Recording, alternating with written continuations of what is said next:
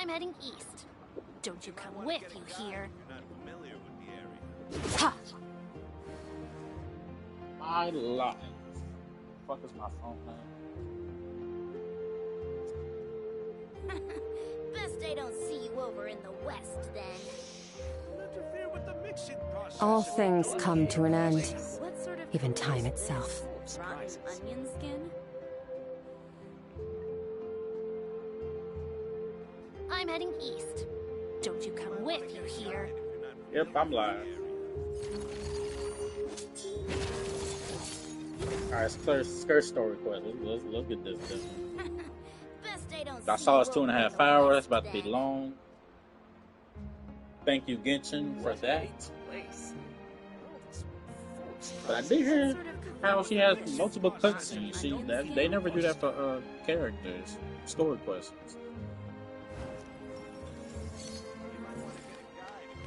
I'm heading east. Don't you come with, you hear?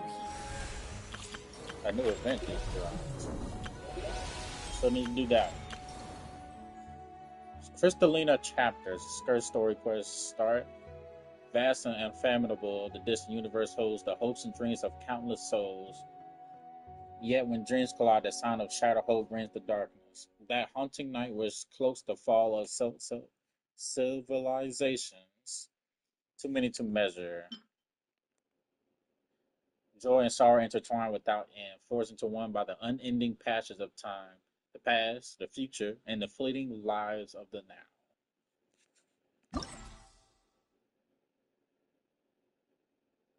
Whispers, bed twists, stars and night. God damn it.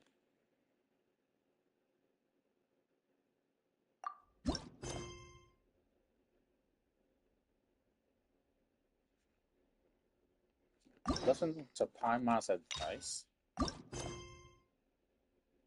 On an otherwise ordinary day on the road, you suddenly feel a strange discomfort. Traveler? Traveler! Gee, What the hell? face up city over there. What's up with you today? You feeling okay? We've been traveling all over lately, so maybe you've come down with something. That's it. We're getting Baiju to check you over. Yeah, Baiju's the guy from Leeway.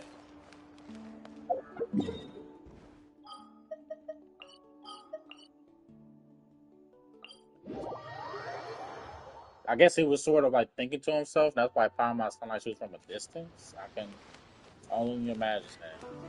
That's what it was.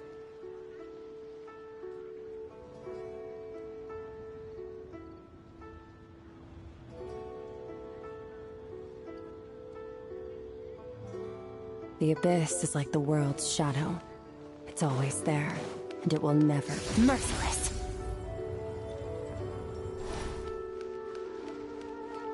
I swear it's always nighttime every time I get in this damn room. Where the hell's the daytime at?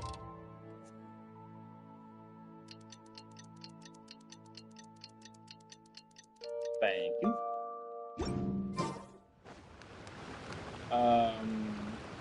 Some voices, please. Oh. Baiju wasn't in his shop. Oh, you're looking for Dr. Baiju. He's resting today, but he said to send any patients to the back room. Ah, okay. Thanks. We'll head on through. I think I'm low-key starting to get used to Paimon's voice already. I've only heard it through the damn main story.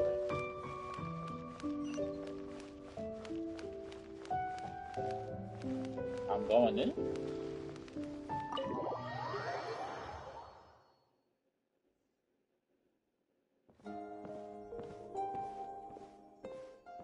Okay, the damn snake's still in that voice.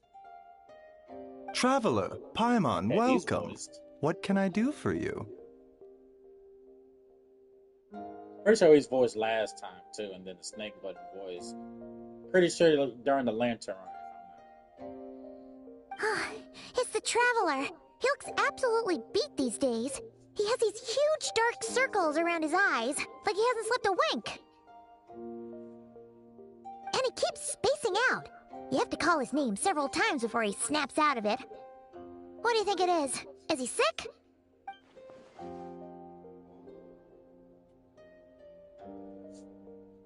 Shit, I don't know. Very peculiar. In all the time we've been acquainted, this is the first time you've come to me with a health complaint. Come, let me take a look at you.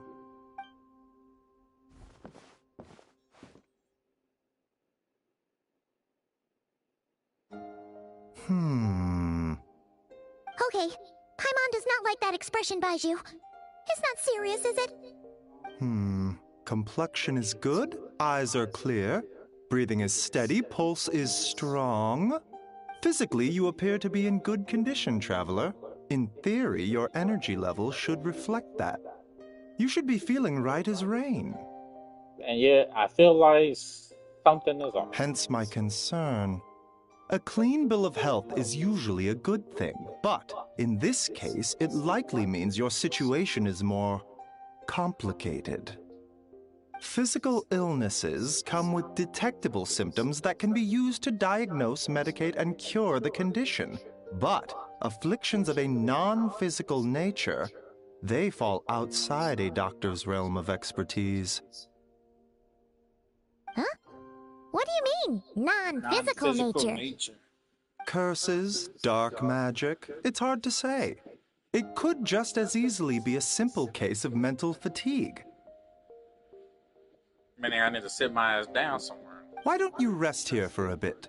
Whatever it is we're dealing with, clues to your condition are sure to reveal themselves in time. Once we know the root cause, we can administer the right treatment.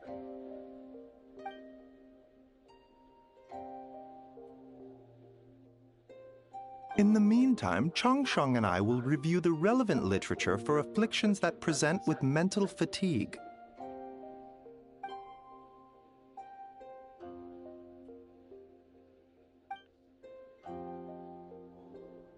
Who the hell cut up what I had to tell the Must be a rare condition if not even Baiju and Changsheng have seen it before. Well, all we can do is take their advice. You look like you're about to collapse anyway. Just get some rest. Paimon will be right here by your side. Fingers crossed you'll be all better when you wake up.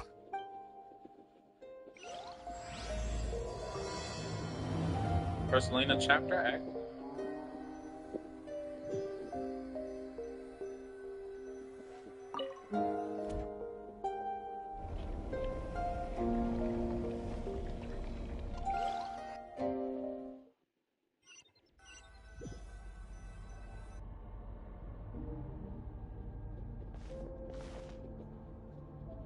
It's always some shit every time folks go to sleep.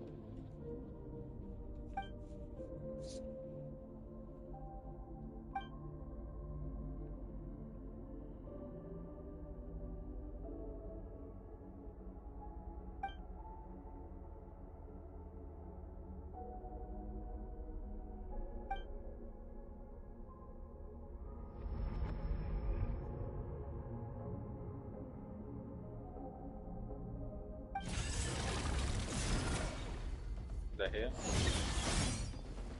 I'm sure you thought.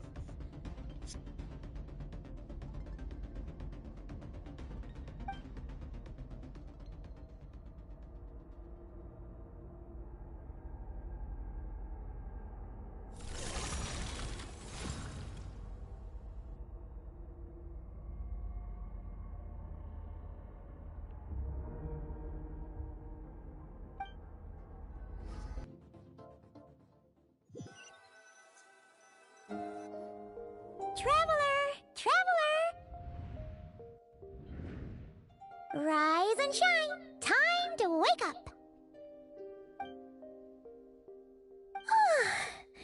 For once, you're making Paimon look like an early riser. It's already afternoon. Hopefully all that sleep did you some good. Feeling any better? Paimon, I need you to check if I got stabbed. A cut? Back. What? Did you scratch yourself in your sleep? All right, let Paimon take a look.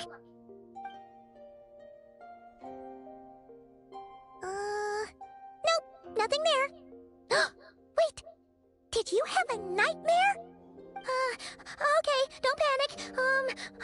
Paimon heard that dreams tell us what we need by showing us the opposite. So, if you had a nightmare, maybe all you need is something to cheer you up. Come on. Paimon will treat you to something yummy.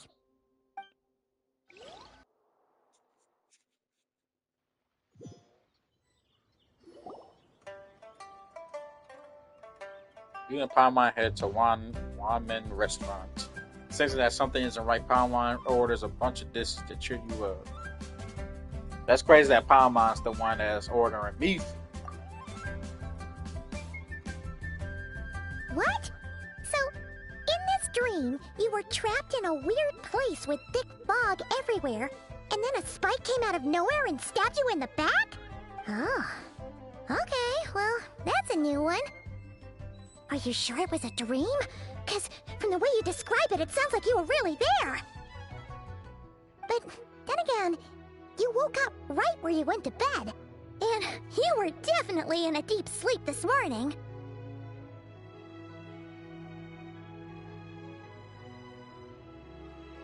I don't know what to make of it either. Then, it's decided. Paimon will stay up and watch over you tonight. If anyone tries to mess with you, Paimon will beat him up. Paimon, what the hell can you do? I'll wake you up first, and then we can beat him up together.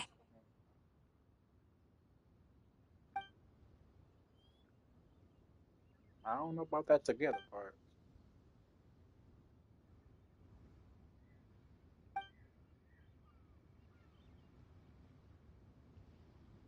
Something is missing. The hell? Did you just say something? The flesh remains whole, but the soul is incomplete. Left unresolved, the mind will wither away along with it. That's crazy to meet Skirk and Leeway. And town, Leeway of all places. I mean, you figure you just probably see her in the goddamn woods somewhere. Ah! What the? Wait! Paimon remembers you! Your child's master! Skirk? Right! What are you doing here? I mean, the first and last time we saw her was in Fontaine. The last time we saw you was at the Primordial Sea in Fontaine, right? But then we left and never learned where you went after that. Child's been looking everywhere for you, by the way. I was just about to say that. What brings you to Wanmin Restaurant of all places? You came here looking for us? And were you the one behind that hocus pocus just now? Tell me, what is it that you saw? Tight-lipped, huh? I suppose that's fair. You. I'll take a glass of wine. Hmm? Oh, of course. Coming right up. We make this one in-house. It's not too strong. Enjoy. Chef Mao, I'll take a grilled tigerfish over here. Coming right up. Ah, if I knew we'd be this busy, I wouldn't have approved Shenhe's vacation.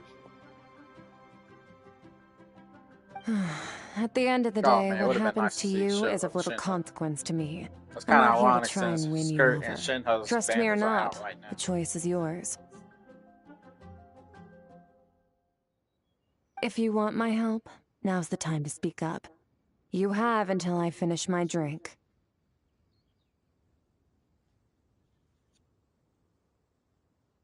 I don't see why I shouldn't tell her about this damn situation. I was investigating an abyssal disturbance in the area and happened to notice you. Part of your soul is damaged, and the wound bears traces of abyssal corrosion. Need I say more? Nope. Neither of those things sound good.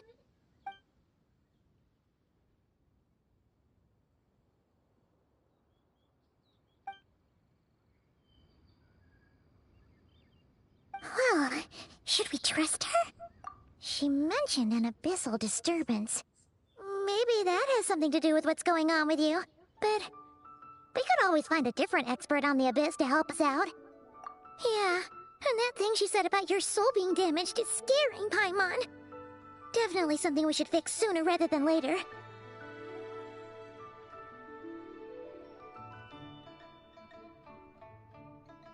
Skirk's an interesting one, that's for sure. But from what Child's told us, she doesn't seem evil, at least.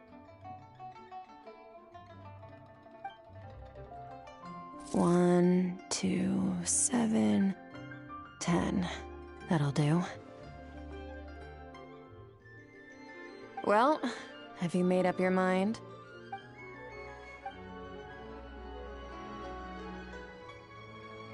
Okay, so he's supposed to be talking. So that's all we know, Miss Skirk. Ma'am, can you help us? So, you couldn't disperse the fog. I understand. Come find me in the Gwali Plains when you're done here. Oh, and I left cash for the drink on the table. Settle the bill for me, will you? Oh, okay. Huh? She disappeared. Disappear out of thin air. Wait, hold Teleportation. on. You overpaid. Here's your change. Oh, no. This includes the drink, so it should be the right amount. I didn't think you two ordered a drink. We didn't. It was that lady who came and sat with us, remember? You brought it out to her yourself. You sure? I could have sworn there were only two of you at that table. What? What'd you put in their dish, Chef Mao? Some kind of hallucinogenic mushroom? You got them seeing things. Seeing things? Wait, so neither of you noticed her? Young lady? About this tall, wearing a purple dress? She ordered a glass of wine. Oh, now you mention it, that vaguely rings a bell. And it looks like I did open the wine jar, so it must have just slipped my mind. In any case, that settles your bill. Come again soon.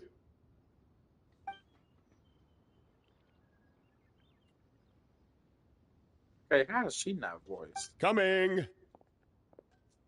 Okay, what was going on there? It's like they didn't remember Skirk being there at all. Even Paimon was half convinced we hallucinated the whole thing. But that Mora she left for us was definitely real. Oh, this whole situation is giving Paimon the creeps. But anyway, she told us to head to the Gwali Plains, right? Let's not keep her waiting.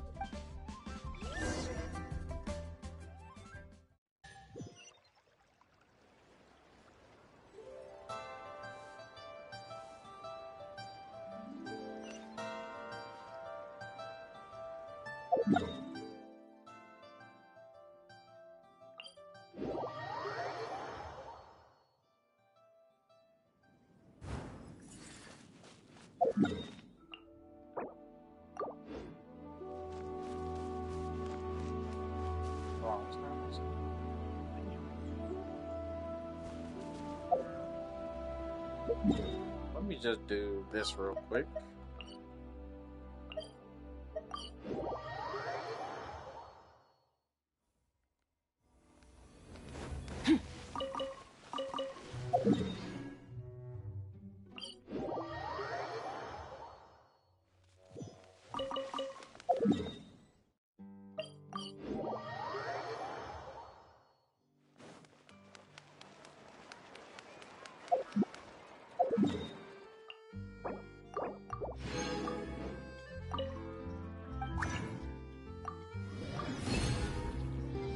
There we go.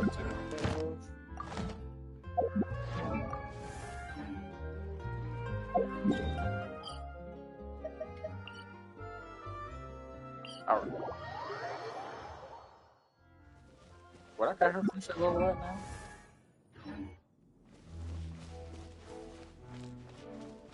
It does feel nice to be in leeway. Merciless. Credit she can fucking fly on water, but it doesn't last that damn. Whoa, what are all these rift hounds doing here? Now that is a good ass question. You know, you never don't see them here. Except for Inazuma, I'm pretty sure. And some in Phantom. Huh. Looks like they're collecting something. Let's go check it out. That's me? Yes, it is. Fulfill our pact! Oh, y'all fucked up. Busted! Here comes the catch. Rain outlines your fate. Know my sword! Paradigm shift!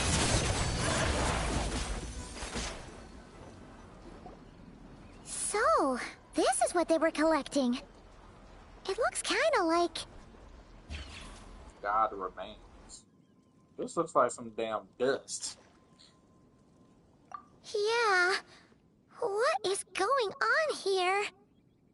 From the moment they are born, all beings with great power have an impact on this world.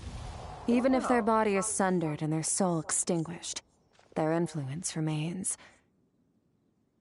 Or farming with the slow walking, freeze your enemies with a speech. Gods are the most common example of that. The remnants of gods who fell thousands of years ago remain buried deep within the earth, carrying within them a warped will and a dark curse. Together, these remnants form what you call god remains, and it appears that some of those sealed here were dug up and removed. There are traces left, but they're fading fast. What are you doing? Nothing! Just wanted to make sure you were, real? She's definitely not a ghost traveler. Paimon poked her, and she's solid. Your life hangs in the balance, and that's what you're fixated on? Strange set of priorities. It was just a trick to avoid being perceived. If someone notices me, those memories are erased. Simple as that. Yo, that is crazy. Is that on purpose or something uncontrollable? Unlike you, I have no desire to establish a connection with the world.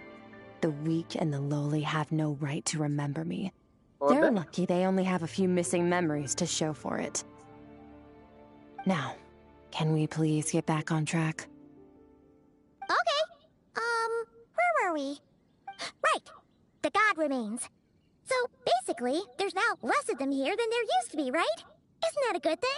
In our experience, god remains are 100% bad news. A lot of terrible things have happened because of them. Maybe it's a good thing by human standards, but power doesn't come from nothing, and it doesn't just disappear for no reason. The remains aren't just gone. They were taken. Like part of my soul was taken? Very clever, traveler. You aren't the only one who had something taken from you. There are victims like you everywhere. The only difference being, you can speak, and the remains cannot. So it went unnoticed.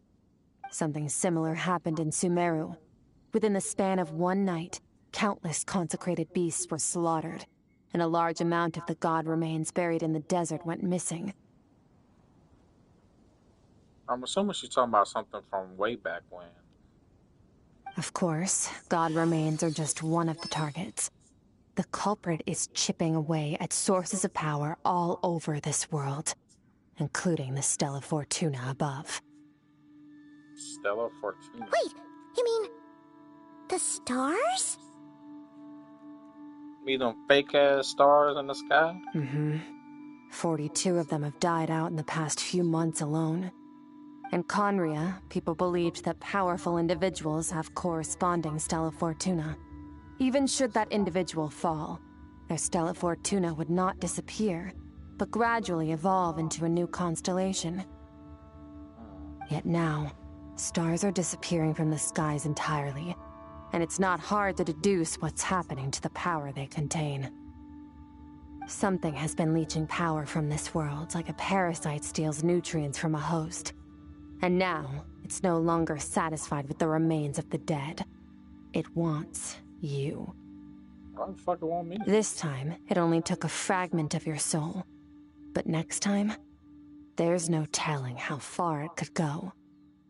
No one knows. All I know for certain is this. Getting back what you lost will not be easy. It never is. Considering how much power this entity has stolen, it must be a god-level being by now at least. But that's not the real concern. Souls are fragile things, and yours could easily be crushed if you go up against it. So you're gonna help us, right? We're going to help each other. You are my ticket to uncovering this thing's true identity. Oh yeah, thanks. So I'm like, goddamn, what the hell do you call it? Bait. Well, great! You seem super strong, and you know a lot about the Abyss, so Paimon will take it. Don't get all mushy on me. All I'm doing is helping you get back to normal after a sudden crisis. Oh, okay. Well,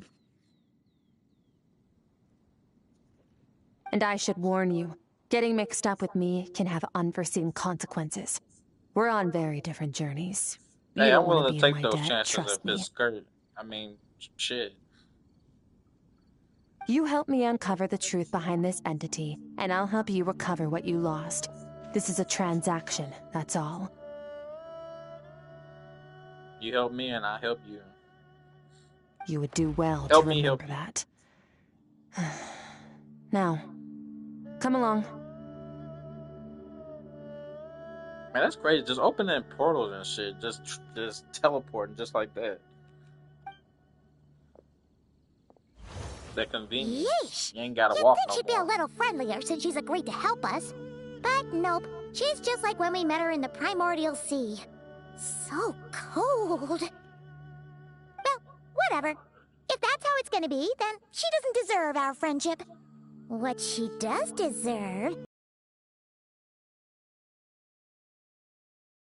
Paimon's got it. Frosty the Lavender Melon. Serves that ice queen right. Anyway, the important thing is that we get that piece of your soul back. So, let's follow her and see what sort of plan she's got.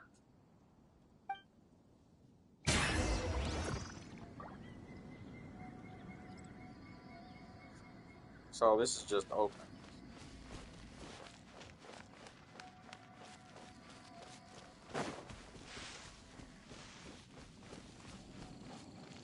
Damn, that's crazy.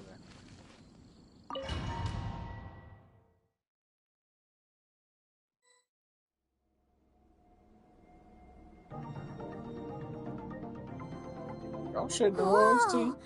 This place is way bigger than Paimon expected. Where are we? This is where I live. I What the suppose hell? it's the closest thing I have to a home here. It is. I brought you here because time flows differently in this place. They move slow in here. I don't know how much Ajax has told you, but when he fell into this space, I mentored him for 3 months. In that time, only 3 days passed in the outside world. Damn. Okay, now I got it wrong. Time moves fast in here than it does outside. And who the hell is Ajax? Ajax? Oh, shit. Right! Child's That's real Child's name. real name. Yeah, Paimon remembers him mentioning something like that. I do not remember that. But we met Child and Leeway, Inazuma, and Fontaine. I don't know when the hell he said that. So, a month here is equivalent to 1 day in the outside world? That should mean we're safe from that power-hungry soul snatcher for now, right? Yes, well, I didn't bring you here just to show you around. In the outside world, the Traveler could be attacked at any moment. But coming here has bought us quite a bit of time. This shit look toxic. Now, we just need to figure out how to investigate that place you saw. The one full of fog. Both your description and the abyssal disturbance I felt point to that space having some connection to the abyss. It could even be a domain similar to this one. The thief who stole that fragment of your soul is hiding there. But the abyss is a chaotic and turbulent place. If we want to pinpoint their location, we need to see what that space looks like without the fog. Makes sense. Abyssal power can grant a special form of sight. Have you ever wielded abyssal power before? Shit, not that I'm aware of. Okay. Do you plan to learn? I'm kind of odds with the abyss. That tracks. All the information you have suggests the abyss is something sinister, and that abyssal power is a wild and dangerous force that always spells disaster. And you're saying that's not true? Depends on your perspective. Floods and hurricanes take countless lives too. But if one day you gain the power to control them, what was once a calamity is now just another tool in your arsenal. I'll respect your opinion, though. Just means we have to turn to the second best option.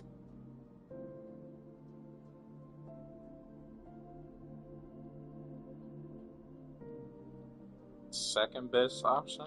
A little abyss crystal that contains my power. Wear it on your head, and we'll be able to perform dream mirroring when we fall asleep. I thought that was like a hairpin. Dream mirroring? It means experiencing whatever the other person is dreaming. Everything they see, think, and feel. Yo, that can't be that simple and easy. That sound like hacks. Since you haven't studied the art of using abyssal power, and have no plans to jump in the deep end right now, I'll have to do the investigating for you. I want to learn some goddamn abyssal power, but it seems like the damn travel don't want to. With dream mirroring, every time you slip into a deep sleep, I'll see with my own eyes whatever scene plays out in your mind. Then, I can guide you through the dream environment, and we'll take back what was stolen from you. Huh. You make it sound so simple. I feel like whatever was stolen from the traveler is either something really small or something really major or something really damn silly. Tough to say. This is an unprecedented situation for both of us. Even assuming we do manage to find where this entity is hiding, like I said, getting your soul fragment back won't be easy. To play it safe, I need to give you some special training first. Alright. Wait, you're gonna teach him some of your martial arts? Does that mean the next time we see Child, we have to treat him like our senior? Do as you want. For my part, I don't see you as my disciples. You're already a pretty good fighter. All I'm planning to do is build on your current face. But that's enough talk. If you're ready to do this, then come with me. Time might be more lenient here, but that's no excuse to waste it. Oh, she moves fast. Paimon can hardly keep up with her. So, special training, huh? Kind of a rare opportunity. With your skills, there's not a lot of people qualified to train you. The last time something like this happened was probably anti-Raiden Shogun training, right? But if it's with Skirk, that's different. Feels like a lifetime ago. Skirk seems pretty strong too, though. Remember how she said that the all-devouring narwhal was just her master's pet? Maybe we really will learn something here. See, when I hear Skirk says her master, I'm thinking that she's talking about the damn Sarisa, the damn Cryo Archon, but she's talking about the guy who trained her. One of the fouls that fucking... Damn, what's that dude's name? Damn it. Dane Slip was talking about. Can't remember what the hell his name was. Can I explore this new area? No, I cannot.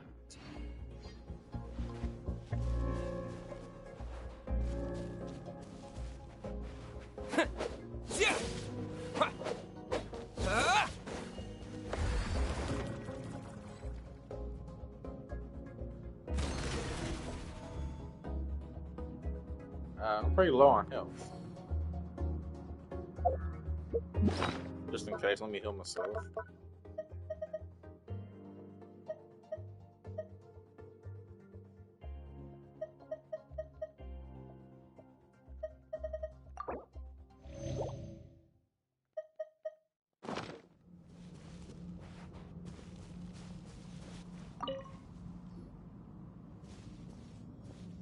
Ready? Yep. Bring it on! Your training will be split into 3 stages. Testing your blade work, elemental abilities, and reasoning skills. I understand blade work or elemental abilities. What the hell is reasoning skill? We'll start with blade work. You're no rookie in this area, so I won't bore you with the basics. During your long journey, you've no doubt sparred with a lot of talented sword fighters. Consciously or not, you will have picked up all kinds of techniques from them. You bet! There's Kaya, Master Jean, Kuching... Oh, and Kazuha, Ayaka... Yeah, we've met sword masters like you in every nation we've been through. You sparred with a bunch of them too, right? Nice to know it's all gonna come in handy now. Don't get too smug. In sword fighting, techniques alone are not enough. You need a cohesive system to bring it all together. A style or school of fighting. To use the human body as an analogy, your style is your skeleton, the foundation, the framework. Techniques are the muscles and other flesh attached to the bones. This is where your strength comes from. Improving your sword fighting is like growing that body. If your frame got bigger and taller, but you didn't add any muscle mass, you'd be weak and flimsy. Then again, if you packed on pounds of flesh without a big enough frame to support it, you'd end up bloated and unwieldy. You need to do some introspection. Take a good, hard look at your past experiences and figure out which parts of what you've learned are just techniques, and which parts can be used to form your own system of blade work. Only then will you get the full utility out of all your thoughts and observations along the way. Only then will every strike you deliver make perfect sense. Wait, is that it? Paimon thought you were gonna teach him some cool new moves. Like when you went swoosh and opened a tunnel to another place. Hey, I'm trying to learn that.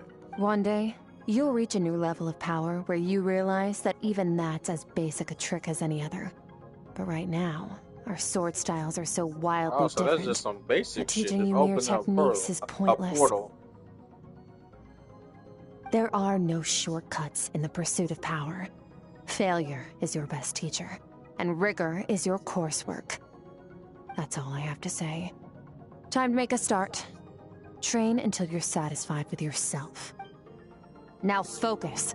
Destroy the crystal columns as swiftly as you can.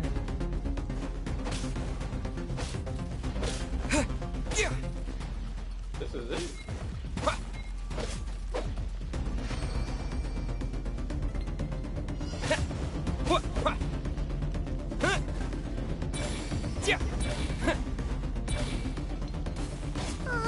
This is making Paimon's head spin. Hang in there, traveler!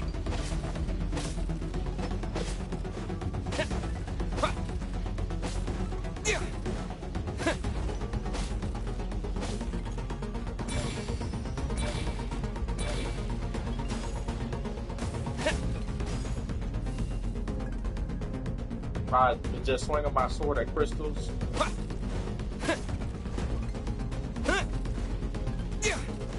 I'm in the zone. Oh, no.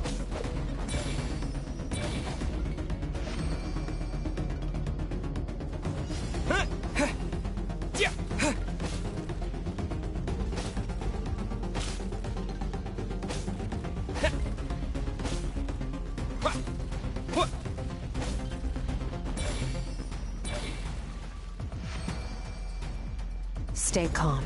Use your head. You have to keep it together.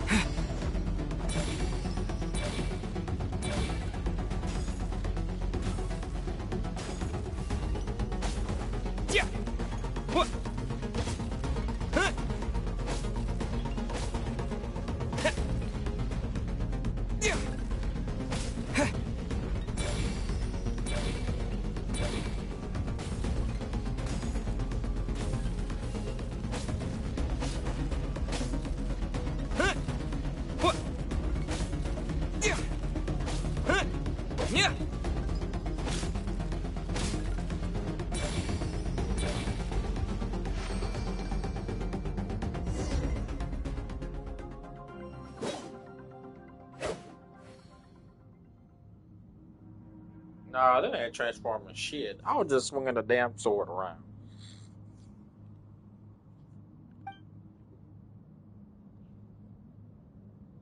Why they keep giving this man a shitty ass sword?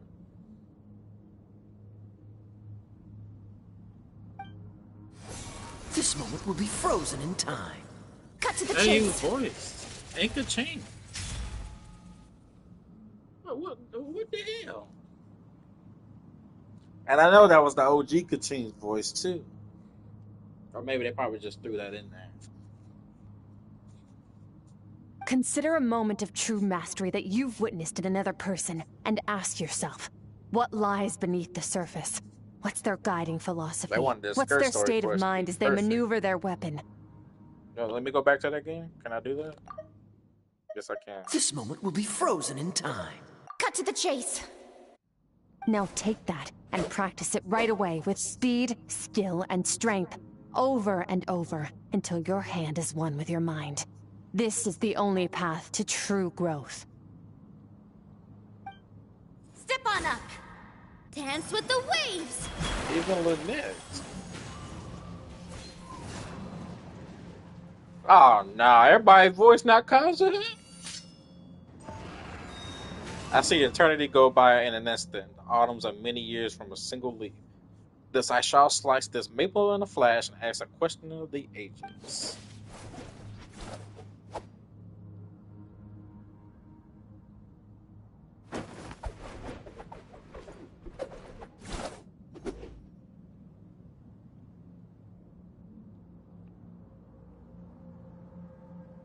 She just fell asleep. If you start to tire, empty your mind, but do not stop. Damn, I can't even get tired and rest. Stay in that frame of mind as you keep up the fight. Get rid of all redundant movements. Imagine your sword is an extension of your own body. Wield it just as you wield your arms, hands, and fingers. 'Twas on a deserted moonlit night that the hero approached the vile dragon's limpid lair.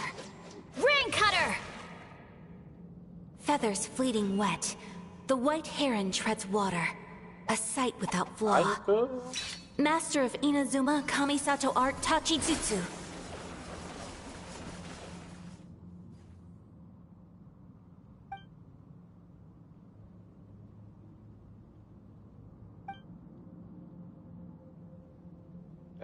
I'm in the zone. He said that shit again.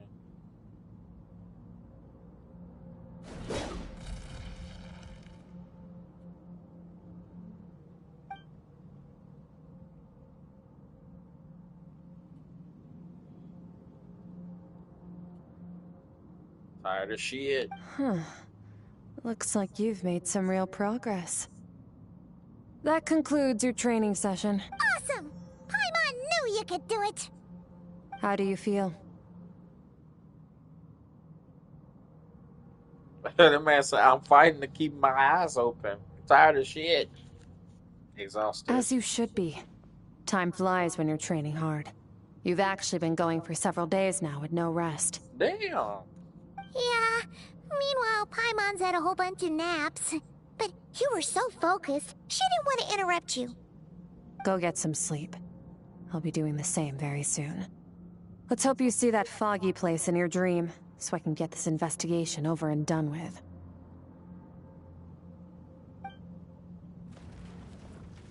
Where the hell am I supposed to sleep?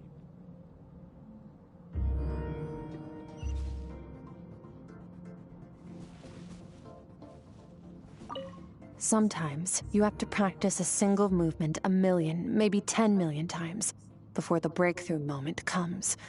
Nothing in the outside world can help you in this process. The most important thing is to remain patient.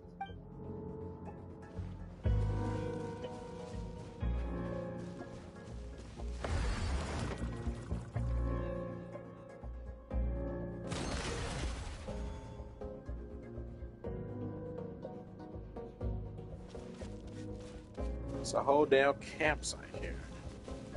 Campfire.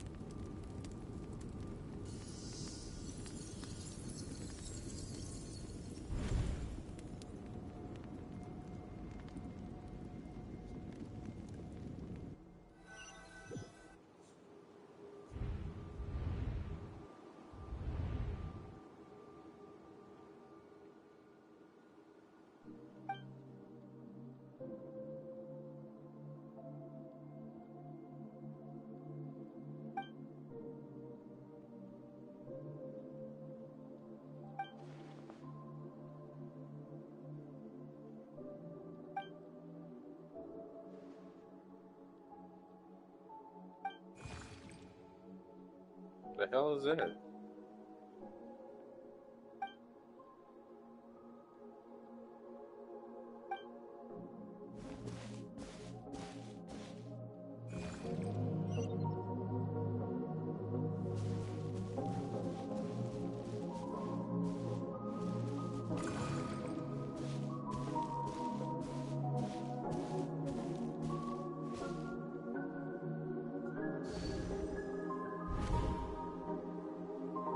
Skirk, why are you skipping classes again? We've talked about this.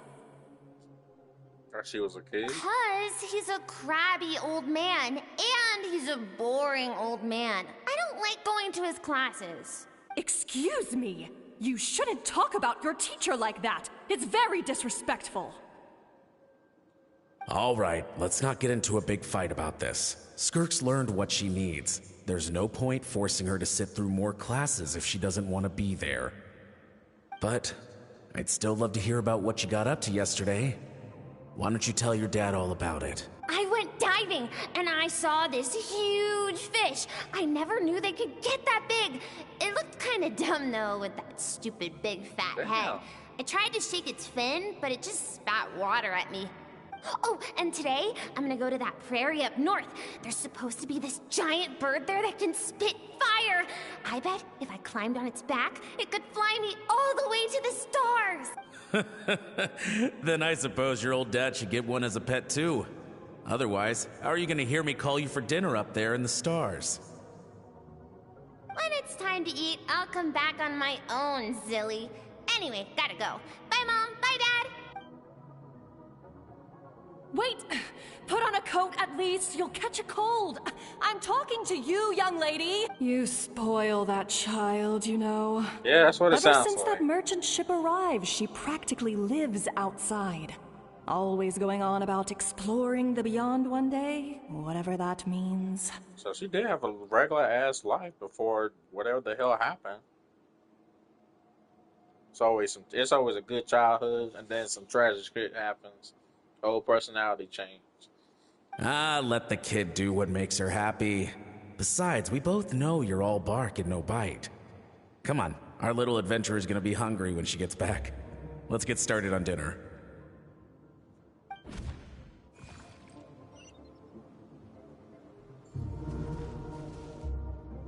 I'm out. The weather's wonderful today.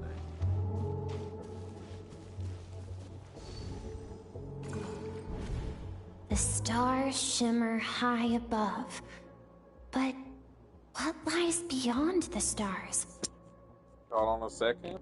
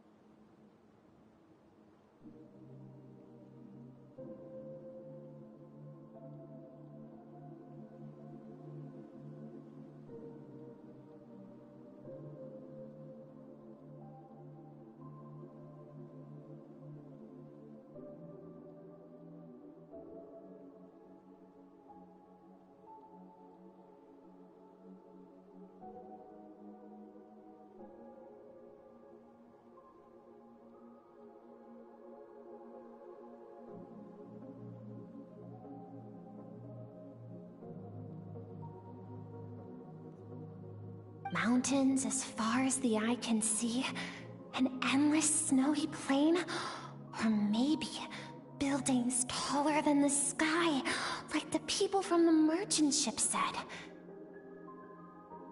I can't be the only one asking these questions. The universe is fascinating. If only I could meet some other people like me. We could set sail together and explore every corner of the world.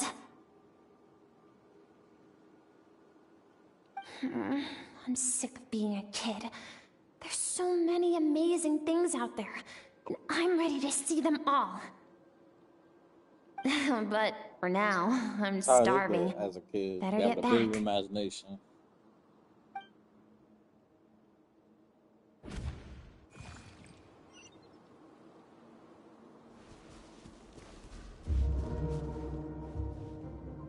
What's over there?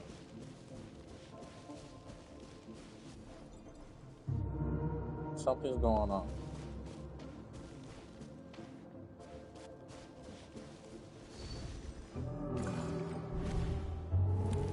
Don't let a single one of them get away! Yep, there it is. No, please, spare Why? the children! Stay back! They're coming! Run! Help! Eliminate the threat. Take them down. Don't be scared. Ah! This way! We'll never make it! Fire. There's fire everywhere. What happened? I told you we shouldn't have trusted these outsiders!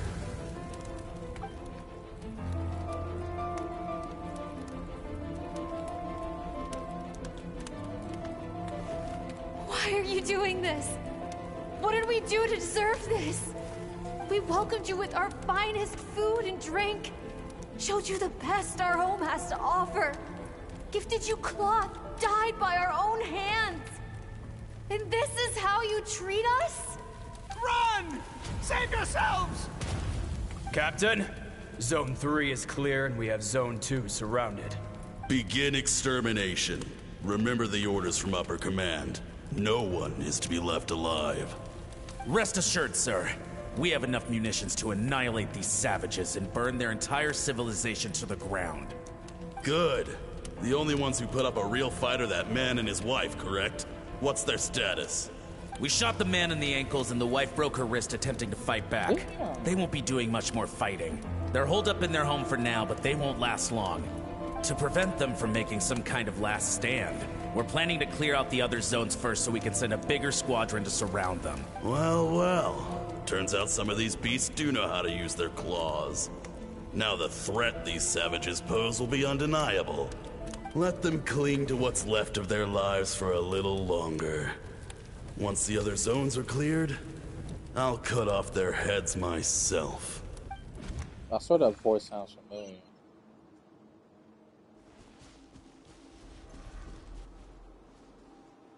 It smells like something. What's going on?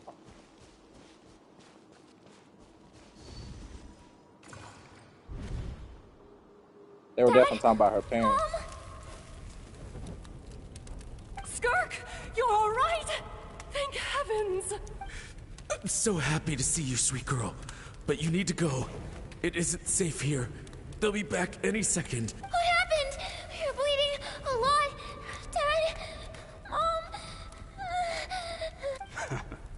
This is the place. Alert all units. Prepare to surround. Run, Skirk! Run as far away as you can. Don't trust anyone. Your dad and I, we're not afraid to stare death in the face, but we need you to survive. My clever girl, so curious. You're already so brave. I know you're going to grow up to be such a positive light in this world. Whenever you miss us, just play this song. Remember, life is a gift. Don't let darkness claim it. Break down the door! Look what we have here. A savage that can pluck a tune. Well, the show's over. You! Stop singing! Shut it! I said shut it or I'll make you! Fine. Have it your way!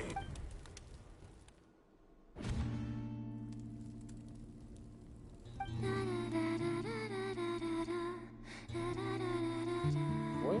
Skirk singing?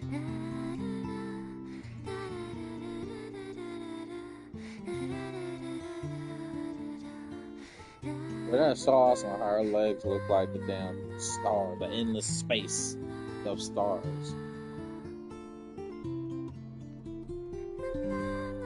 Is Paimon sucking on her damn finger?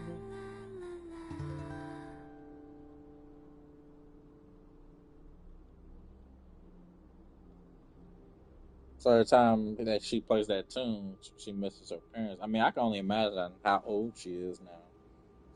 And how long ago that was. Oh, you're awake. I found a few clues while you were asleep, but it's only a start. Now, time for the second stage of your training. This time, the focus is elemental Damn, I energy. can't even say I went to Come sleep. find me when you're ready to begin. Experiencing your damn childhood.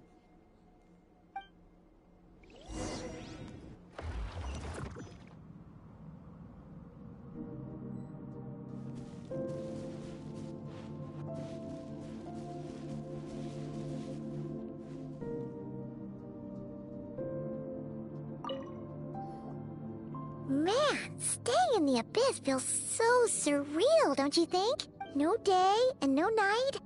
It's like time hardly exists. If we weren't careful to keep track, it feels like we'd have no idea how long we've even been here. Well, except for the fact that Paimon still gets hungry like clockwork. You go do your training. Paimon's gonna grab a bite. What the hell is she gonna eat? What?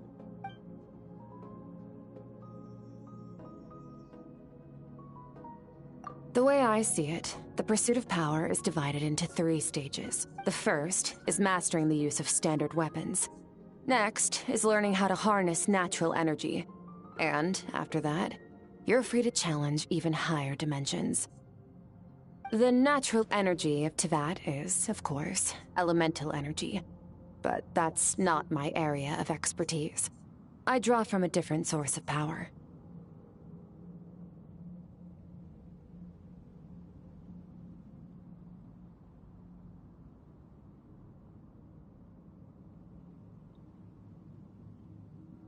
A different source of power. Abyssal power, yes. Also known as the power of the Void Realm. My master, Sertologi, is a true expert in that area. After all, he was one of the group of 5 that infamously stole the all-encompassing power of the Abyss. An act for which the people of Conria gave them the epithet, the 5 Sinners. Yeah, 5 of them. That's what Dangster was talking about.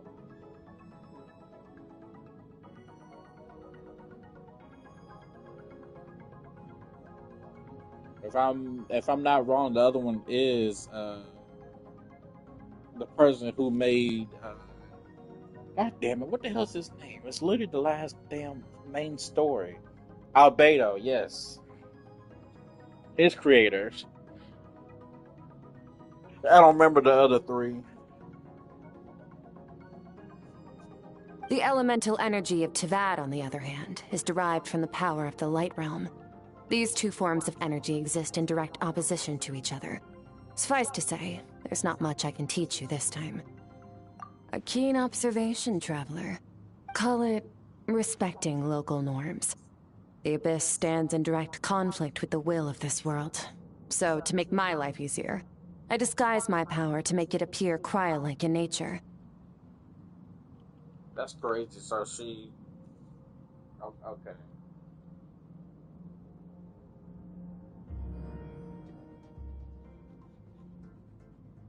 It's a technique I learned from some Conrian ruins, known as the 7 Shifting Serpent.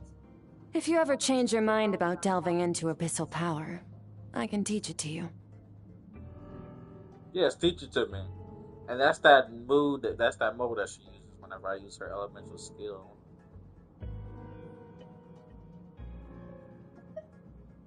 So I've heard. You seem to have a knack for removing abyssal power. Yeah, what if I was able to remove that shit for you?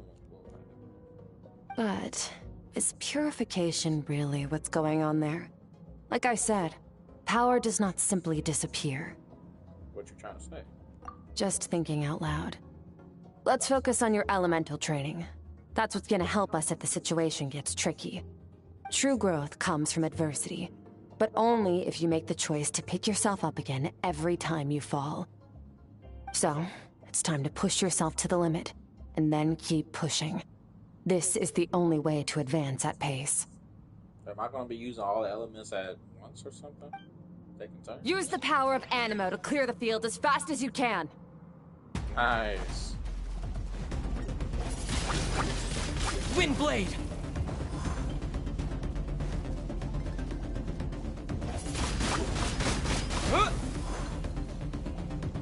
I'm pretty sure I'm supposed to light this shit up. Windblade! Okay, maybe no, I'm not.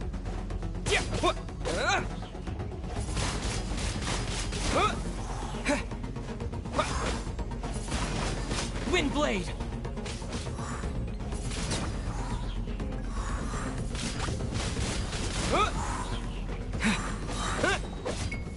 Damn.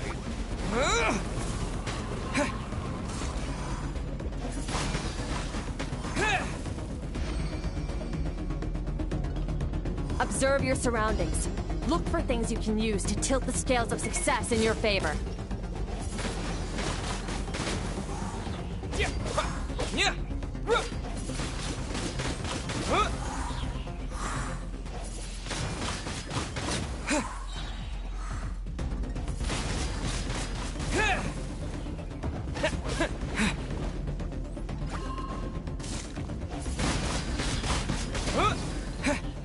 Disappear! Oh, I just wasted that.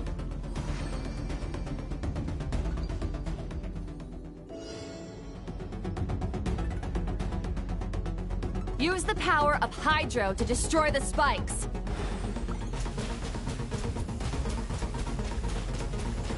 Go!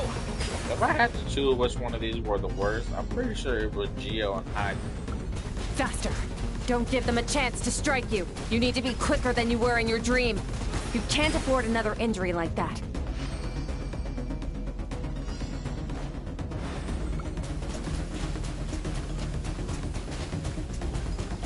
Go!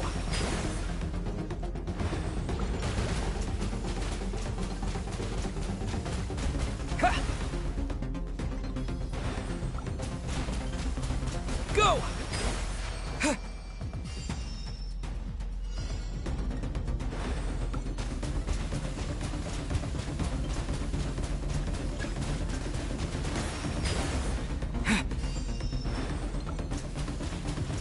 This is interesting. Water jet!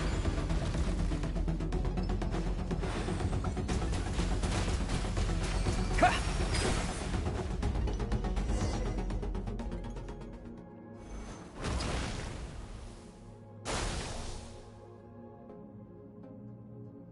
That's why I was thinking that he was going through each element, but they kind of just skimmed through it from Animo to all the way to Hydra. You need to understand what makes you special. The ability to wield elemental energy without a vision and switch between the elements at will. It means your aspirations need no approval from the gods. Your power is not bound by the rules of this world, so be bold. Do not be afraid to chart your own path.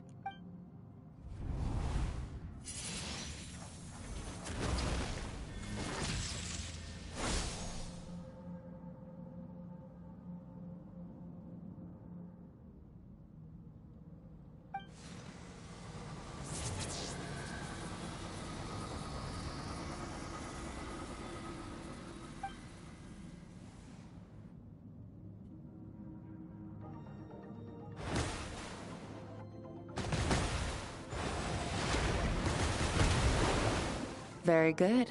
It seems you've reached a deeper level of connection with the elements. How long has it been this time? Long enough for you to lose yourself in your training, which is a good sign. Relentless practice with the elements has drained all your strength, but it's also what allowed you to make progress. Okay, but why didn't you use Pyro, though? Get some rest. When you wake up, we'll proceed to the final stage of your training.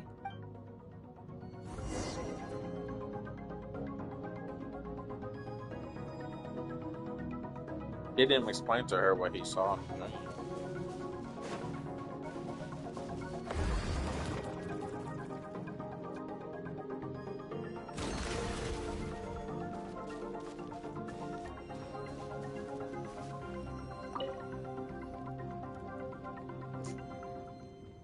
So Paimon just been sleeping this whole damn time.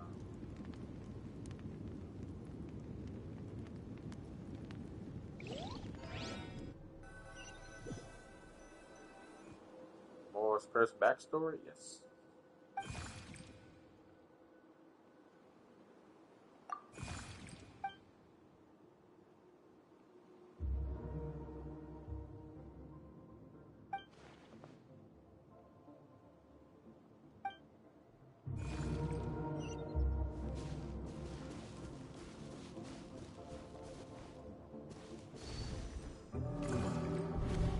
What is the secret to power? Longing, hatred, self-preservation. No, it is fear.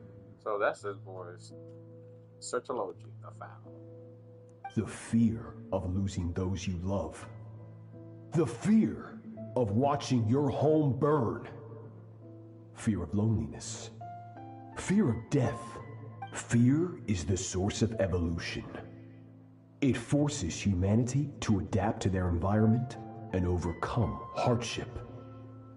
It is in the process of prevailing over our fears that we surpassed first ourselves and then the rest of the world. That fear is now part of you. It calls on you to evolve. And it is time to answer.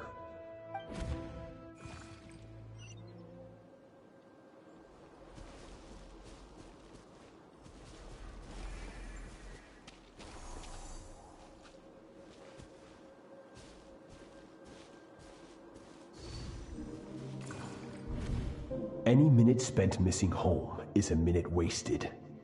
Practice your sword work instead. Do not make me tell you twice. Okay, how did he come across her? Or how did she come across this? But, Master, I can barely lift the sword anymore. If I keep going, I feel like my wrist is going to break. So it has not broken yet. That's something else that I heard too, that he practically trained her until her fucking body just shut down, broke down, broke itself. Like her arms and legs, she had to make that shit out of abyssal power. That's some intense ass training. Fucking arm and legs fall off? Then pick up your sword and keep practicing until it breaks. I want to hear the cracking and splintering of bone. After all, bones can always be reset. Not with your damn training.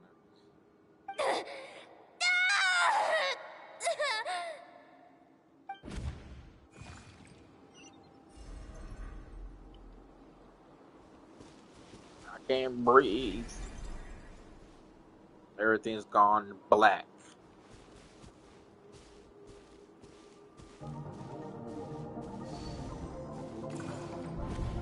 Good, Skirk. Once again, you survived. How do you feel? Cold. In pain. These are signs that you are adapting to the abyss. Each time the flesh is torn and the spirit crushed, each time you claw back from the brink of death, you become stronger. I now understand why these people sought to destroy your homeland. Your potential goes beyond even what I could have anticipated. But you still have much to learn in your pursuit of strength. Your mind is rife with distractions. From now on, I shall show no mercy in your training. You must learn to shut out all the pointless emotion, crush the self that makes you weak, and become master over your physical form. Get up, Skirk. Wipe the blood off your face. Cut away the rotten parts of your flesh. And mend what is broken. Then take up your sword.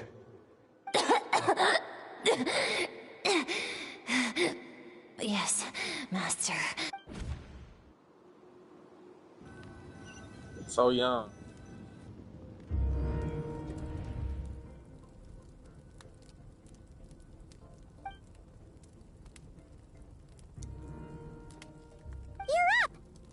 Hopefully you got some good rest. Skirk said to tell you that she's ready to start the final stage of your training whenever you are. So, want to head over now? Or did you want to wait?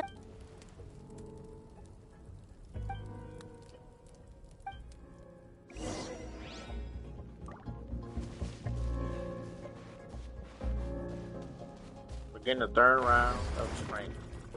Special training.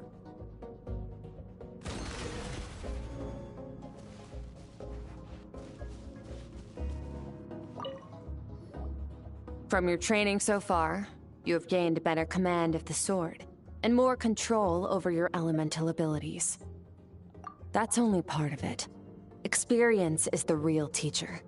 Your journey, the friends you have made, the dangers you have faced. These have taught you more than I ever could. Now, it's time to focus on how you react under pressure. You must be able to think rationally, even in unpredictable combat situations. To simulate this, I'm going to attack, and you're going to block. Ready?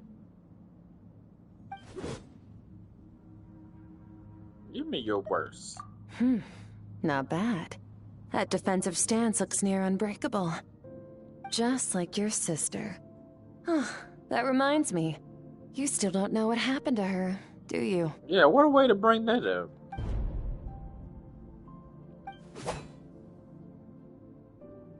Hey, no fair! That's cheating! You think every opponent has the same moral code as you? You can denounce their deplorable methods all you want.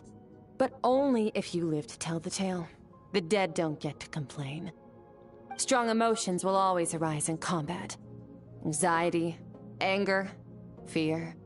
But a true warrior is never at their whim. Only when you are free from the influence of emotion can you make the right choice, no matter the situation. Talk about yourself? How amusing.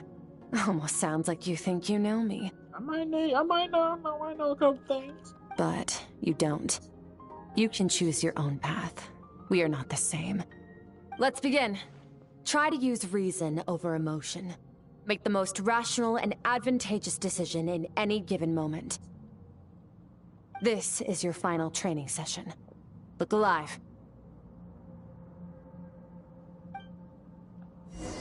Same drill as before, but this time I'm going to interfere. Hold your focus.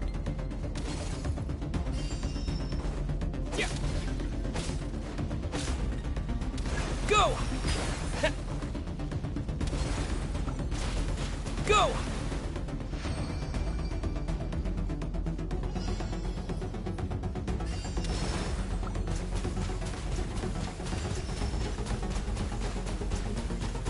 Water jet! How about I just keep my damn distance?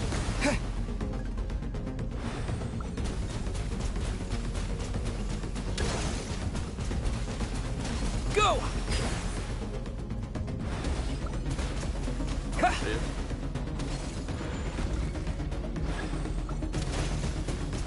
Go!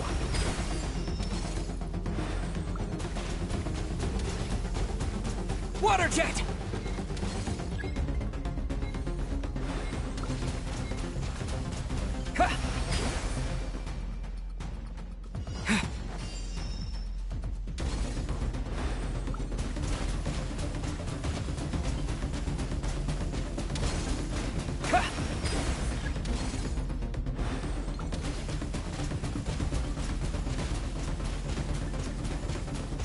Water jet!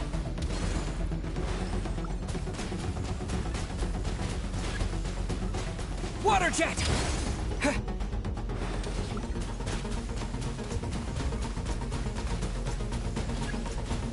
Water jet!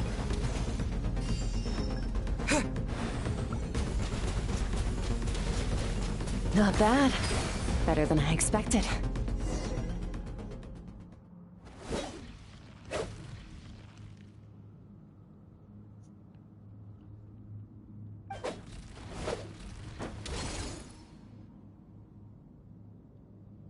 You're getting the hang of it. The first step to controlling your emotions is controlling your mind. You want a unified train of thought. It all comes down to focus.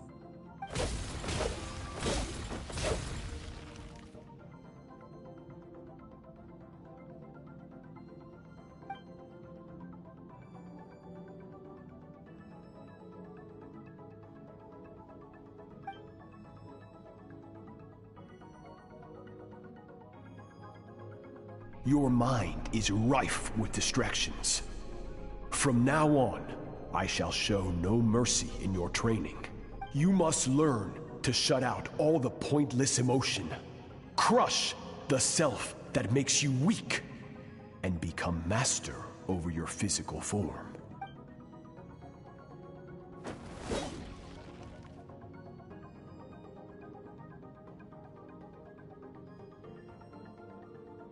It's a good ass question. A lot.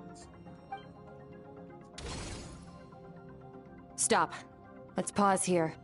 One look, and I can tell your mind has wandered. That's to be expected.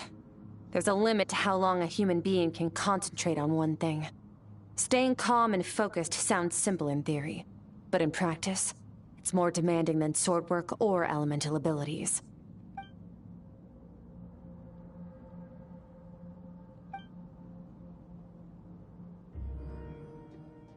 Get some rest. No point training further if you're already dead on your feet. Like I said at the beginning, the only goal of this training is for you to reach a point that you're satisfied with. You managed to push past your limits, which is a good start. You can be proud of that, and sleep well knowing that you've earned it.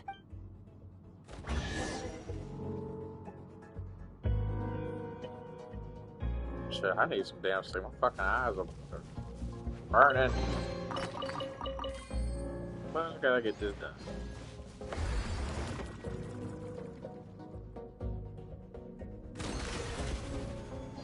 Okay, I thought there was a bunch of cutscenes to this. I'm an hour, almost an hour and a half deep into this.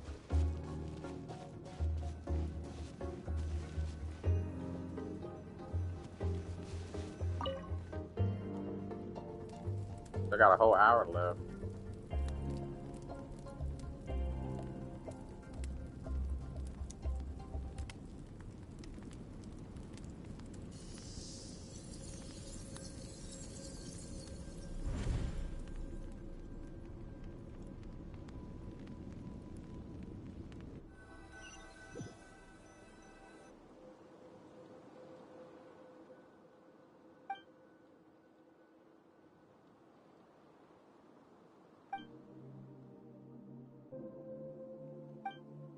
Take a look around. What the hell is there to look around?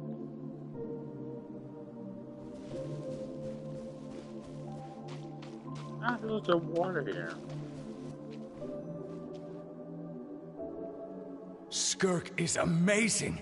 She faced down that terrifying giant and cut its head clean off. Oh, she got hurt though, didn't she? I heard it was pretty bad. Yeah, well, that's a given. But the moment she was on the mend, she got right back to practicing her sword work. I heard Master suffered a grave injury once too. Lost an arm and a leg and still came back stronger than ever. Skirk's becoming more like him by the day. Incredible. I wonder if I'll ever reach their level. They're always so resolute, so unshakable.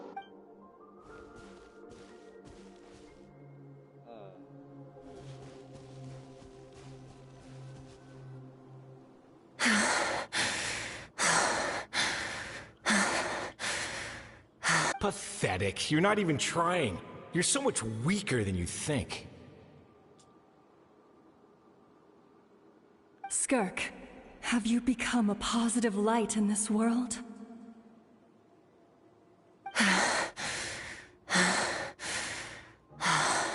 Do you even remember how many of us perished in that fire? How many bodies were left to rot on the scorched earth? Yet you alone live on.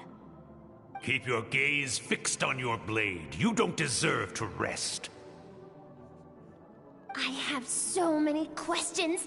I just want to jump in a spaceship, explore the whole universe, and get answers from the stars. I just need to wait till I'm grown up. Then, I can do anything.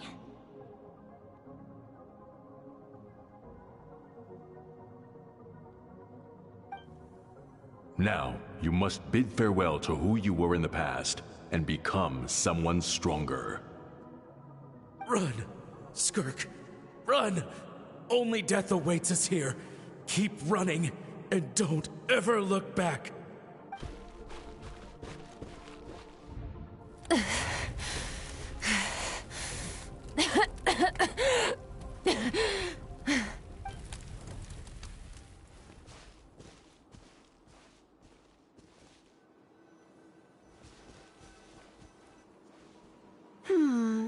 Let's see here.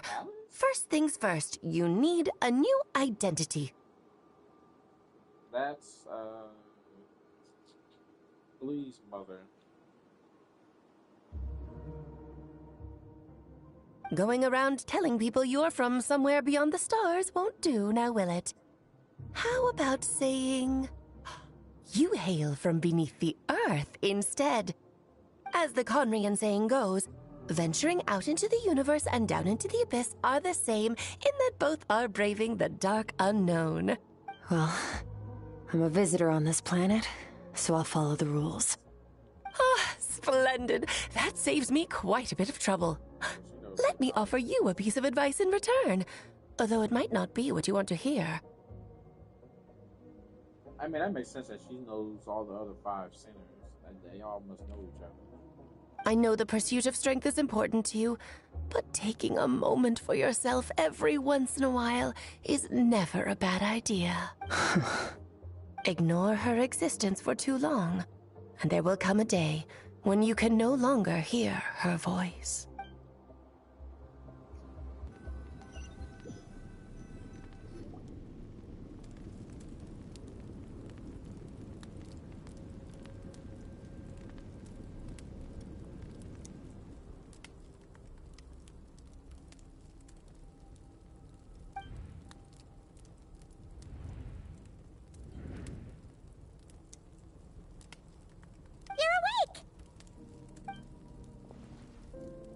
Be starving, right?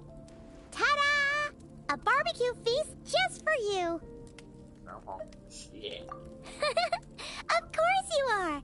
That's why Skirk and Paimon got this all ready for you. Dig in before it gets cold. Ah, well, if you're around someone long enough, it's bound to happen. Plus, Skirk can cook. So, Paimon decided she can forget the whole Ice Queen thing. Paimon's not one to hold a grudge. Here's an idea. Let's save the chit-chat until after the meal.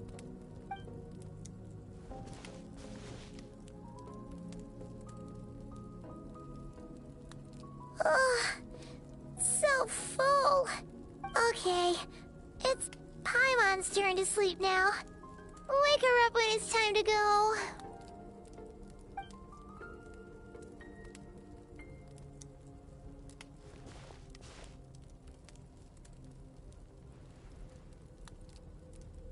I have good news. First, your training is complete. You have what it takes to wield immense power. Now it's just a matter of putting it into practice. Continue to learn from your journey and hone your skills against formidable opponents. Second, I've located the culprit we've been searching for. Next, we just need to retrieve the missing part of your soul, and our business will be concluded. I'm pretty fast. When Ajax trained with me, he once told me he was bursting with questions. So I allowed him to ask me 3 of them before he left.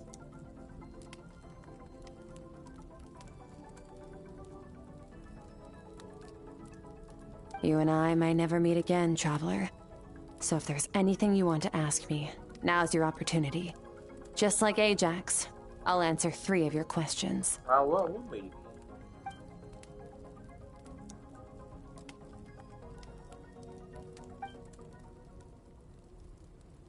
Okay, so he was talking then. Okay, not the angle I was expecting. What makes you ask that? Cause every time I dream, I've been seeing your damn ass.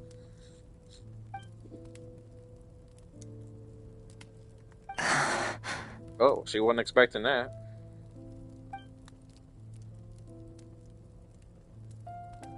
I knew that was a possible side effect. Closed off my mind to you for that exact reason. Even with the dream mirroring, you should have seen nothing but endless darkness.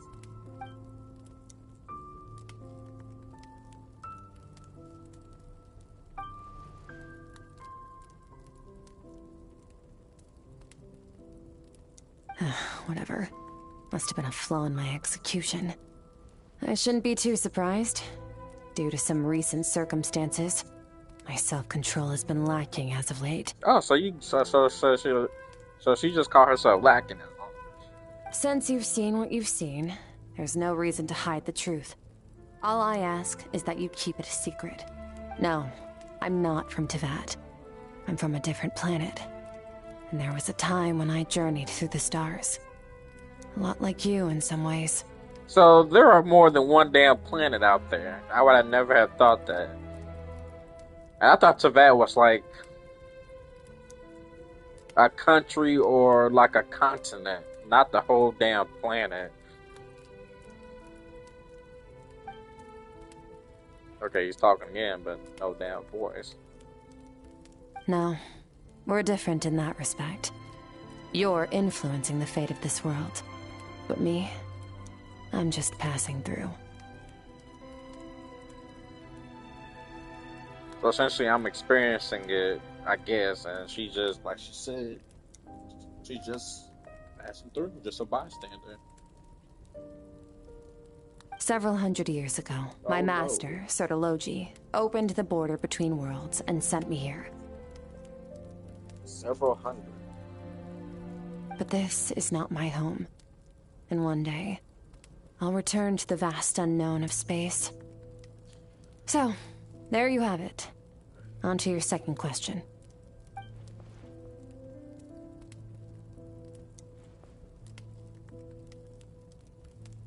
To become stronger.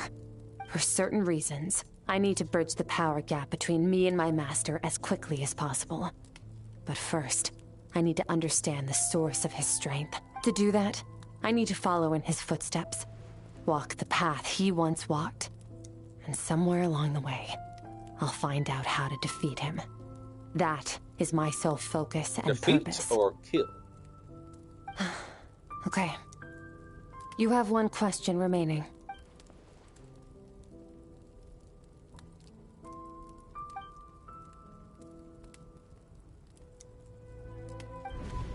You make it sound so easy. Ever since the incident I experienced there, oh, child's voice. I've never stopped searching for Master Skirk and that unknown abyss.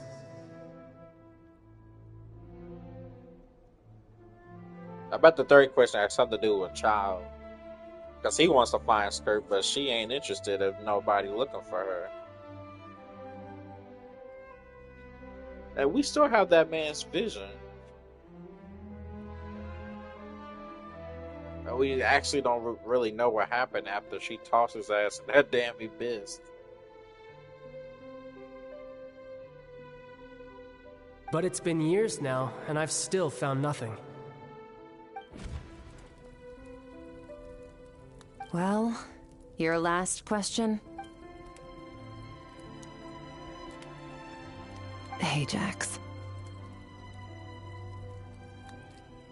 That's crazy. Ajax is his real name. So he's got Ajax, Child, and Tartaglia. His situation is different than yours. Before you ever crossed paths with me, you'd already encountered many formidable people, studied their techniques, and developed your own skill set. So, during your training, all I had to do was build upon that foundation. But Ajax was so young when he came to me. A complete blank canvas. Children can't help but imitate their role models. In the long run, that would only hinder his growth. That's almost not answering the question, right? Once Ajax has enough strength in his own right, I will allow us to meet again. Until then, let that motivate him to reach his full potential. Ah, okay. I get it. But judging by that video they sent out not too long ago, he's mastered weaponry in every weapon that there is except for the bow and arrow. That's why he is a bow and arrow character. So basically what she just said was once he masters that shit, she'll be willing to meet him. So damn, I can't even see my own damn master unless I'm stronger shit. Stronger than what I used to be back when we last time they saw each other.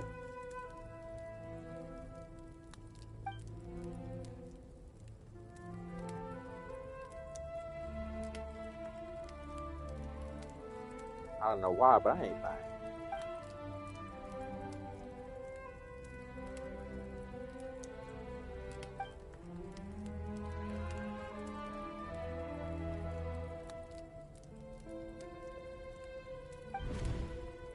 Unlike you, I have no desire to establish a connection with the world. The weak and the lowly have no right to remember me. They're lucky they only have a few missing memories to show for it.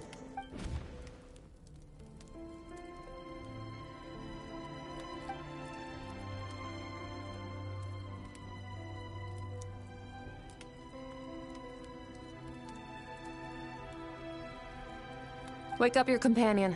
It's time to go. Oh, and everything I just told you. Best keep it a secret from her as well. Yeah, she's sucking off her damn thumb.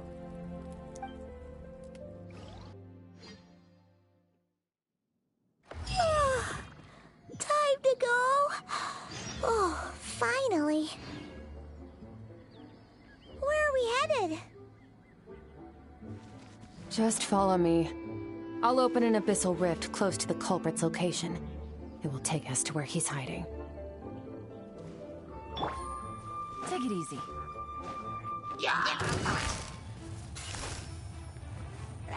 Gotcha!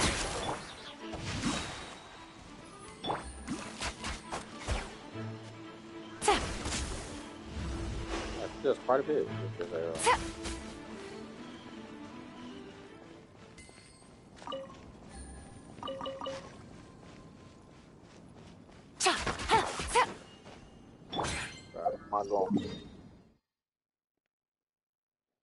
That's almost a chasm.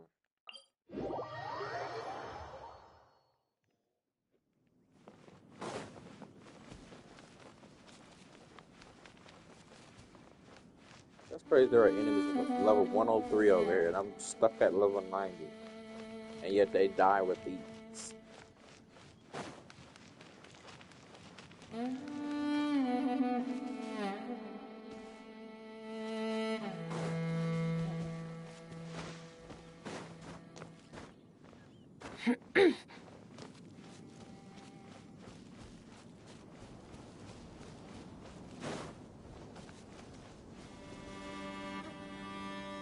Wait, this is near the chasm, right? Yes. If we enter from here, we'll be able to reach that place from your dream. You have some experience with abyssal domains by now, but still, this is someone else's territory. Best to proceed with caution. Don't worry, Paimon's an expert at hiding behind other people for safety. I know that shit's right. Oh, but, that means you need to stay safe, traveler. All right. Remember your training. Time to put it to use.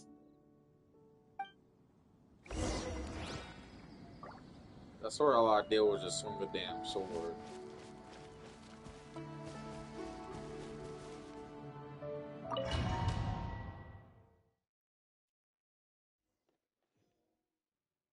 Oh shit.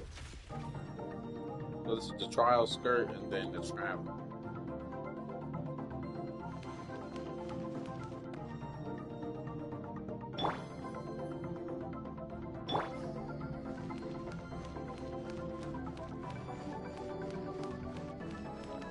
How's this trial skirt looking like? 79 130, that's pretty shit.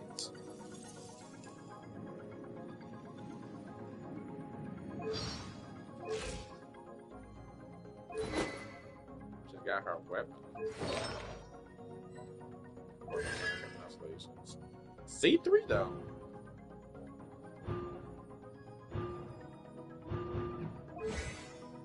Eight, 9, and 11. Talent demo.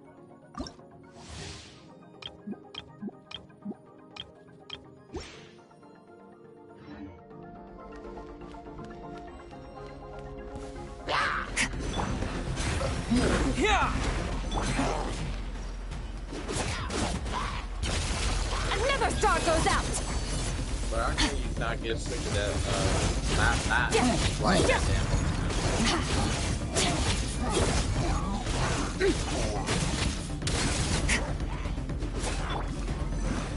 Go! Bombs away!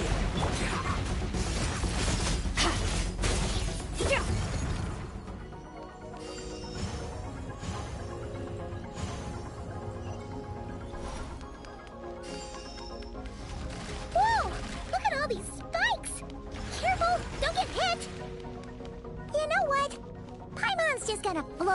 behind you. Come on, you got this.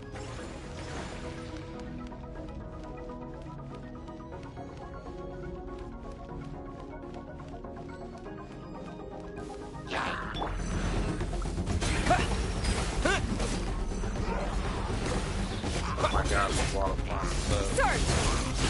Ha! Ha! Yeah!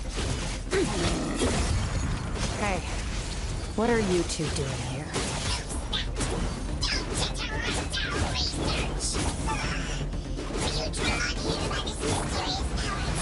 Dusty, like an abandoned house. Let's press on.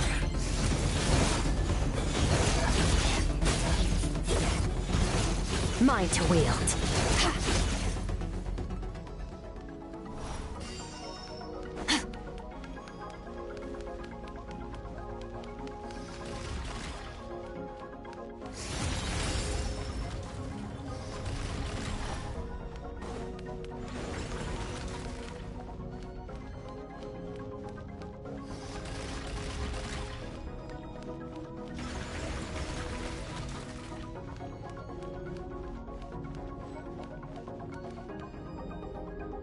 Oh, looks like this is a dead end.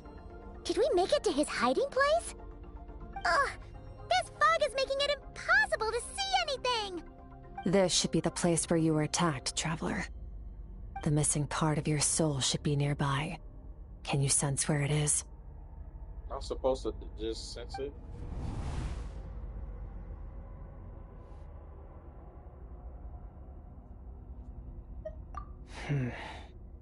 Our opponent must have covered his tracks just in case. Otherwise, you should have sensed it much more strongly.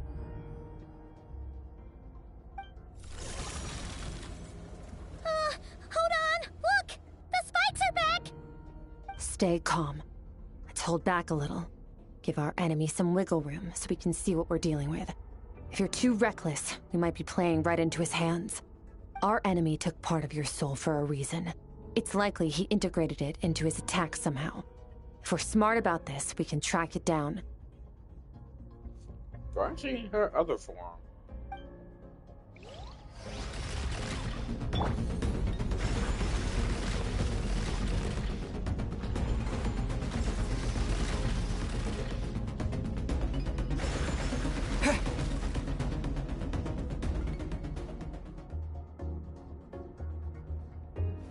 That scene?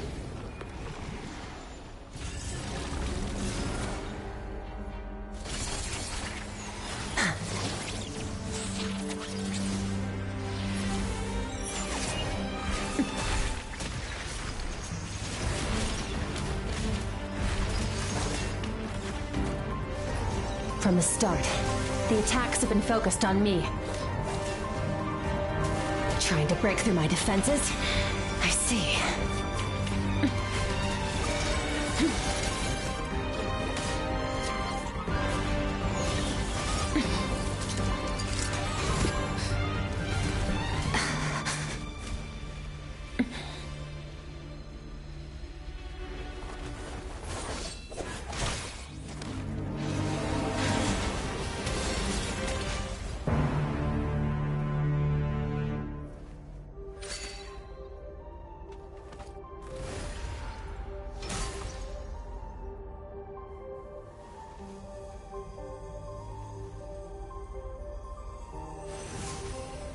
Damn, just like that. There. I got it back. Traveler! Skirk!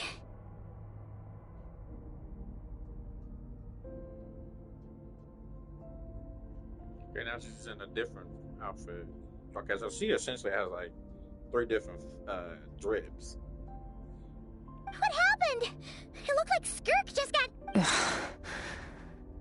In the Guili Plains, you asked me why this enemy chose you as his target. Now, the answer is clear. It's not just the fact that your strength is impressive.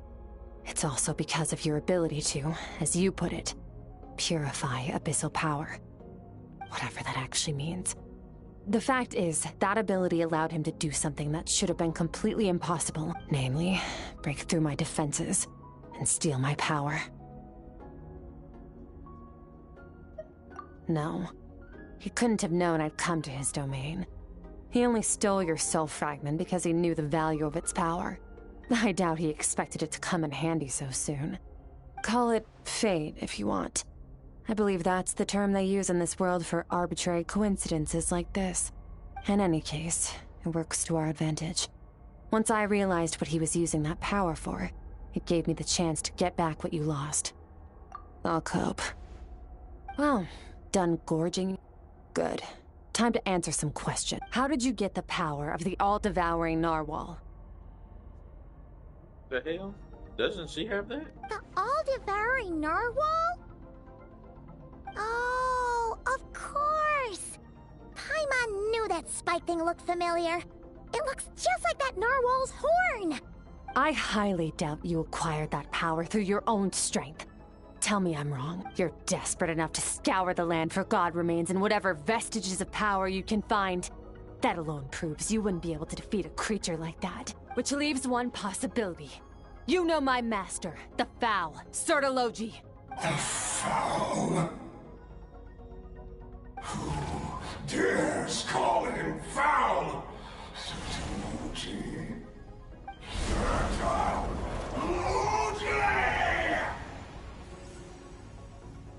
What's wrong? Bit off more power than you can chew? You're struggling to hold a basic conversation. Just a little longer. I'm still... Look! It's back! Those obsessed with power will let it devour them before abandoning their pursuit. Keep calm and use reason to decide the best course of action.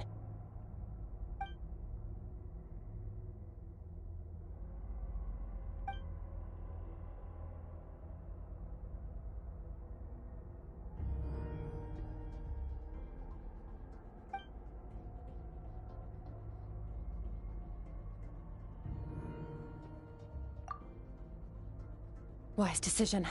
Final victory doesn't always come after a single battle. You've got your soul fragment back, so we both got what we came for. Let the enemy draw breath while he can. It won't be for long. Get us out of here, Traveler. You'll need to lead the way this time. Wait, is this me?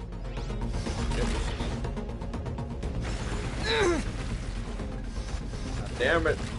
Skirk, is your shoulder gonna be okay? God damn it. The wound is minor. It'll heal in no time. You should focus on getting out of here alive instead.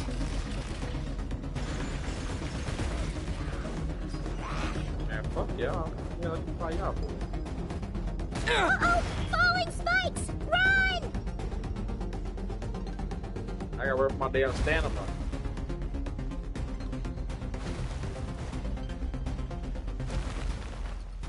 Fuck y'all.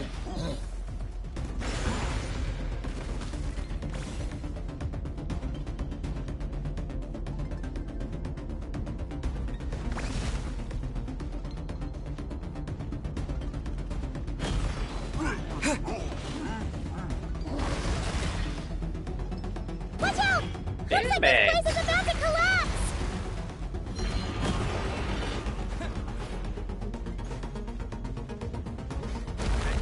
Fuck off. So, this guy's power has something to do with the all-devouring narwhal. Did you know that all along, Skirk? I had my suspicions. That's why I decided to investigate in the first place. But suspicions only get you so far. I needed to verify it for myself.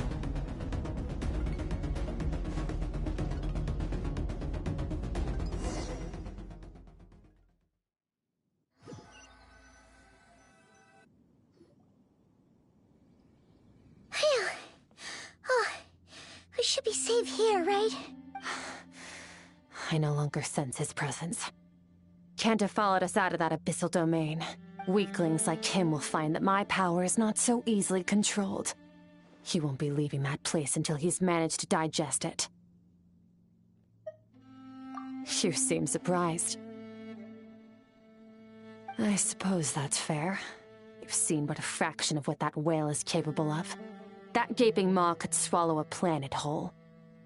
It's called the all-devouring narwhal for a reason. Devouring is what it does best. It can extract power from anything, dead or alive, as long as it manages to make physical contact. Yeah. When we had our run-in with that thing, Neverlet mentioned that it has an instinct to devour. Your dragon friend recognized the nature of its abilities and used the power of Hydro to protect you. That worked because it was in a satiated state, so it was somewhat less aggressive than usual. She said dragon friend. That's hilarious. So she knows who or what he is.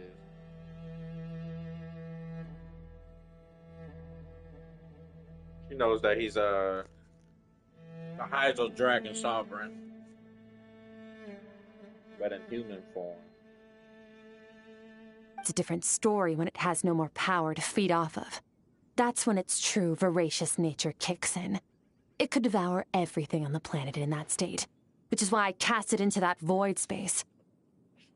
Yeah, you choose your toss your damn apprentice in there too, or a pupil. But I hadn't counted on there being anyone left on this planet capable of wielding its power. To me, that says he must have encountered the whale a long time ago. Meaning, he must have known my master. Exactly. It told me everything I needed to know.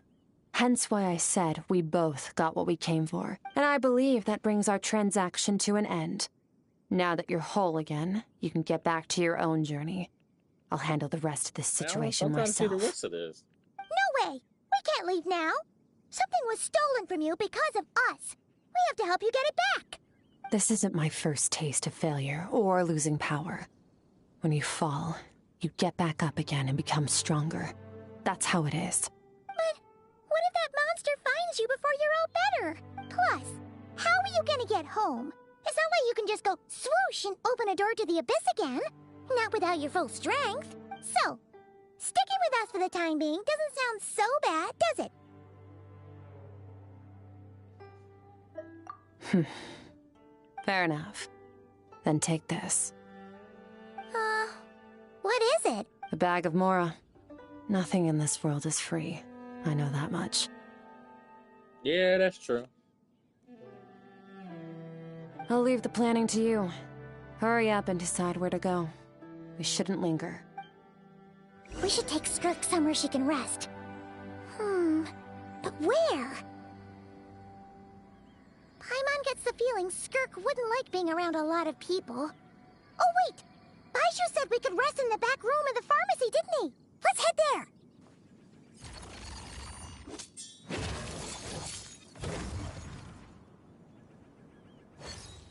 See, look at this. My fate is different from hers.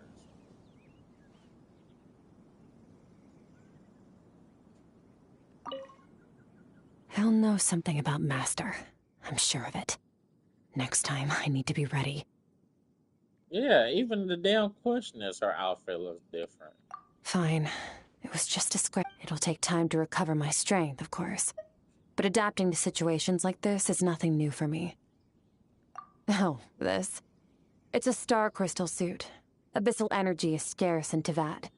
Wearing this helps me access it more freely. It stores concentrated abyssal energy that I can draw from on the go. When the energy runs out, it reverts back to its original form. Found somewhere to rest. Well, lead the way then.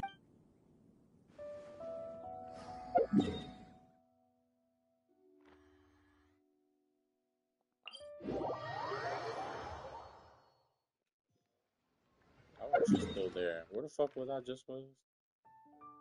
Damn, I wish I was paying attention. I think it was up over here. You know, I ain't gonna worry about it.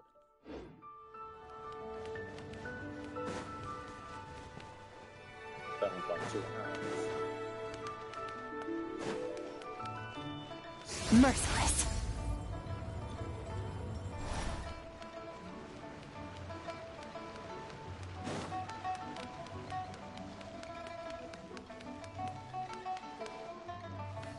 There's Baizhu right there. Please, show me your prescription. You look much better, traveler.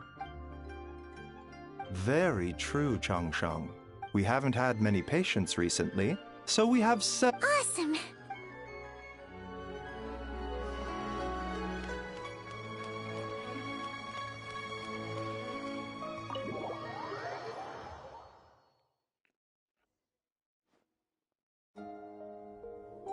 Huh. This bag from Skirk has a ton of Mora in it. Does she have a job or something? Wait, no. After what we saw at Wamin Restaurant, that seems impossible. Can you imagine? It would go something like... I'll be collecting my paycheck now, boss. Oh, sure thing. Wait, who are you? Have we met? Can't hold a job if you make everyone forget about you. So, what did she do to get all this Mora? She's just sitting there just... Claimed some buried treasure, took care of a few monsters that were causing trouble. Nothing untoward. It's safe to use. Ah! You heard all that? A sonorous voice like yours is hard to miss. I wouldn't be surprised if the sound of it traveled to the nearest mountaintop. Then, did you by chance happen to hear Paimon's little, joke earlier? You mean when you called me Frosty the Lavender Melon? Yeah, she heard that shit. I mean, the damn space rift was wide open. I mean, I guess it'll be a whole lot different if it was Paimon's other voice, old voice. This one ain't really that much high pitched, let alone loud, but I'm starting to grow on it. No, sorry. Paimon totally misspoke just now. She didn't say that at all. It was, a Paimon lookalike. Yeah, she's a piece of work, that one.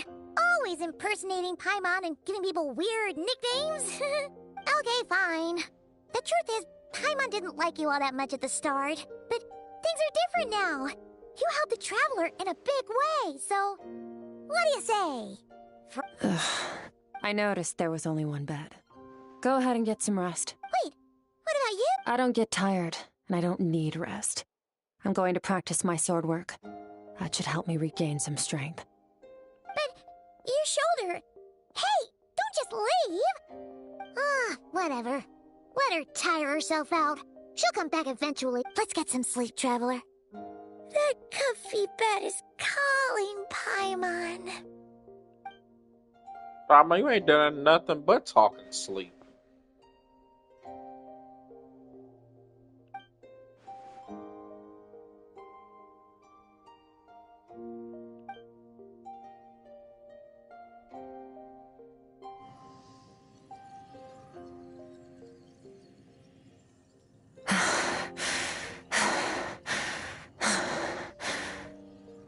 Yeah, I ain't gonna lie, I thought that was her, like, fucking, like, overheating or something.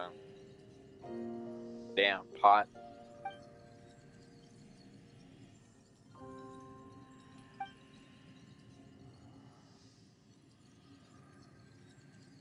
And she glowing right now.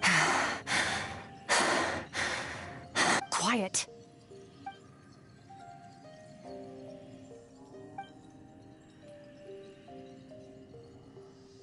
Do you even remember how many of us perished in that fire? How many bodies were left to rot on the scorched earth? Yet you alone live on. Keep your gaze fixed on your blade. You don't deserve to rest. Run, Skirk. Run! Only death awaits us here. Keep running, and don't ever look back.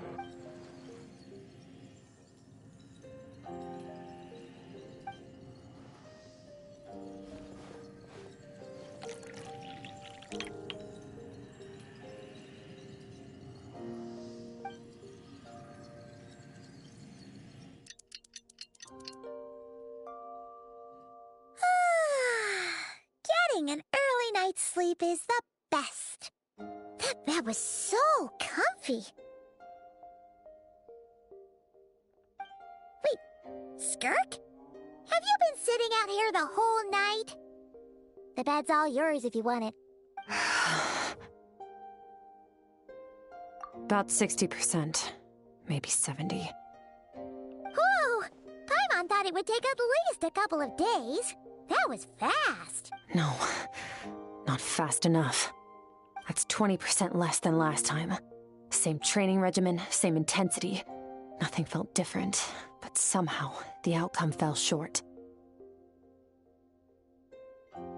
No, I think the problem's with me. I need to meditate for the next 2 days. Deep introspection should help me find the issue. Ooh, sounds intense. Thanks.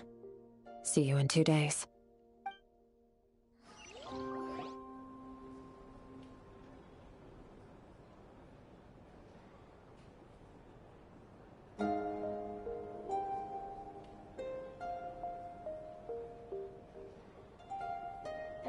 Damn, so she was just meditating for a straight 2 days. Morning! Skirk is still meditating, huh? It's been 2 days already. Shouldn't she be awake by now? Paimon can't think of anything we can do to help. Oh, wait! Breakfast! That's it! Paimon will go get breakfast! Skirk is gonna be starving when she wakes up. Be right back.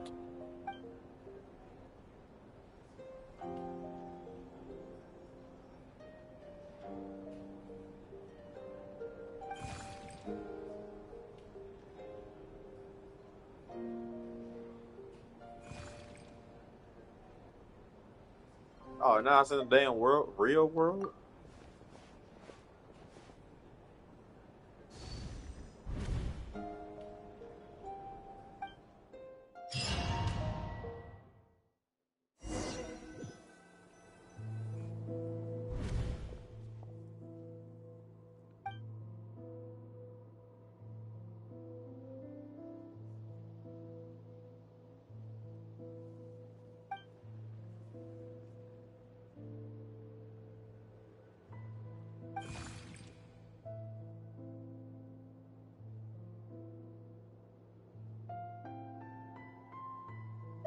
That's right.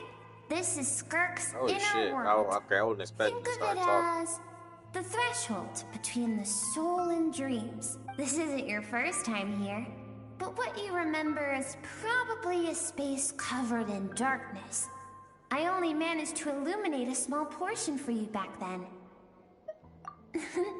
Actually, it's my first time talking to someone like this. I only managed to break free and bring you here because the injury weakened her power. I guess that's why I can speak again, too. Call it fate, if you want. I think that's the word they use in this world for lucky coincidences like this, right? Is that her younger self? Now, before I take you to her, I gotta ask. You're the first outside visitor to ever come here, so what's your impression of this place? Why are so many damn cliffs and waterfalls? Oh, you noticed. This river represents Skirk's strength. Strength accumulates over time. It is the summation of a person's lived experience. So this river is where all the fragments of Skirk's life should converge into a single stream of memories and emotions, flowing forward as one. But as you can see, this river has been severed numerous times. It's because Skirk doesn't like who she was in the past. When all she sees reflected in the river is a disgraceful shadow of who she was, she cuts through water and rock with the sword of reason, severs her connection with the past, and begins anew.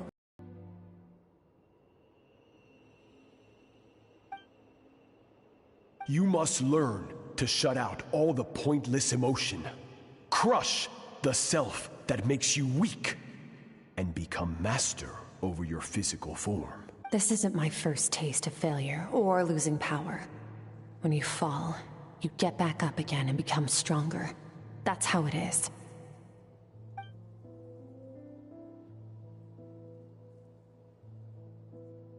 Oh yeah, that part was pretty obvious.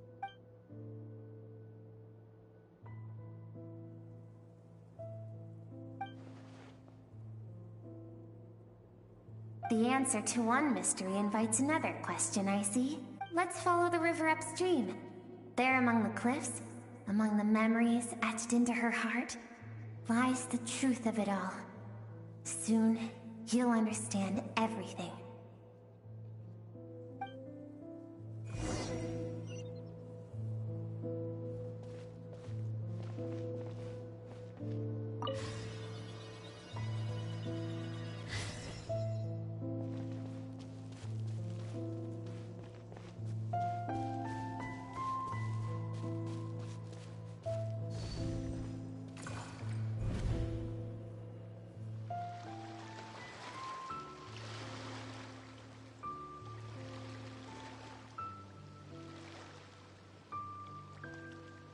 Ain't that the one that the traveler did?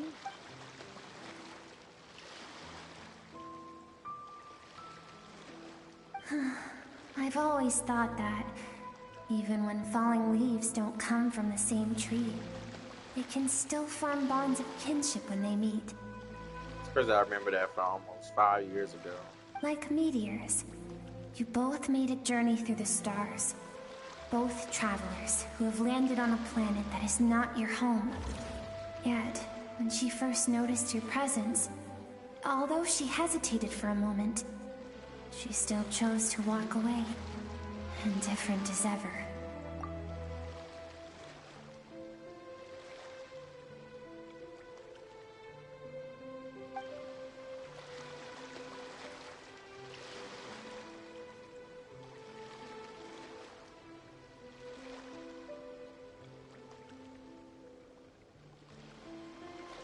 Damn, so Sal hasn't seen her in years. Seems like you've answered your own question. I knew it was some time, but I didn't know it was that damn. Skirk sees herself as a trespasser in this world. She's made a conscious choice to avoid altering its path. But the reason for that decision stems from events much earlier on in her life. Let's keep going. It's still a long way to the source of the river.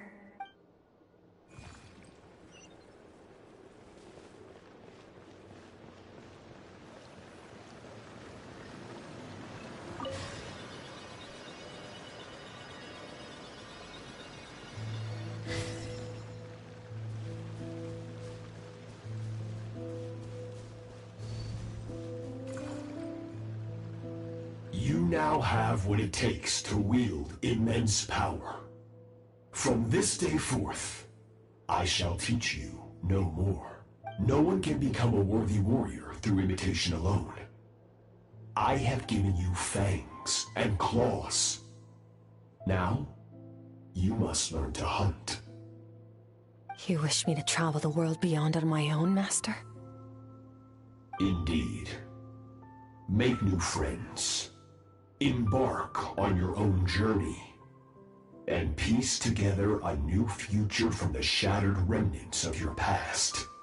We will still have contact through the abyss. But know this. One day, I will take the life you worked so hard to rebuild and reduce it to ashes.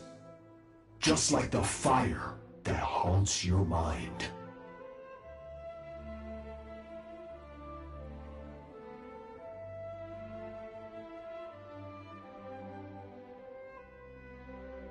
Yo, that is crazy. You take somebody in, you train them, practically raise them, and then trying to tell me that you're gonna take all that shit away from me. Why do you do that? I have told you before. Fear is the catalyst for human evolution. You have tasted loss. You have known fear so deep it can be felt in the bones. But as living beings, we all have an instinct to detach from that which harms us. And thus pain dampens over time, and the acrid taste of fear becomes but a distant memory. Yet now, I have bestowed upon you the gift of fear eternal. It will drown you in the nightmare of your childhood, or it shall drive you to defeat me, whatever the cost.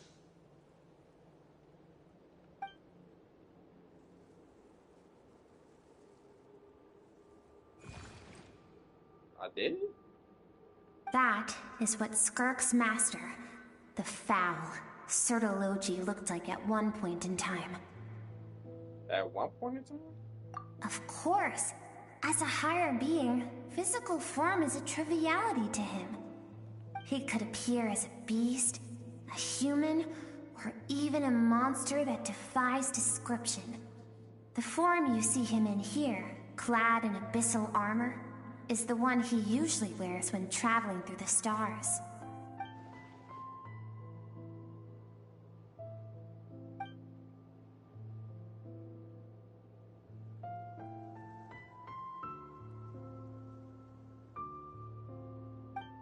For certain reasons, I need to bridge the power gap between me and my master as quickly as possible. But first, I need to understand the source of his strength. To do that, I need to follow in his footsteps, walk the path he once walked, and somewhere along the way, I'll find out how to defeat him. That is my sole focus and purpose.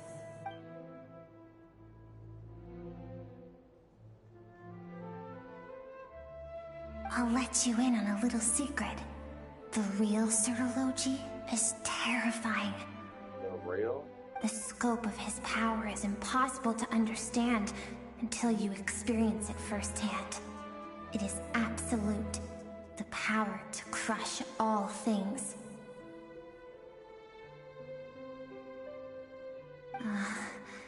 Shall we keep going?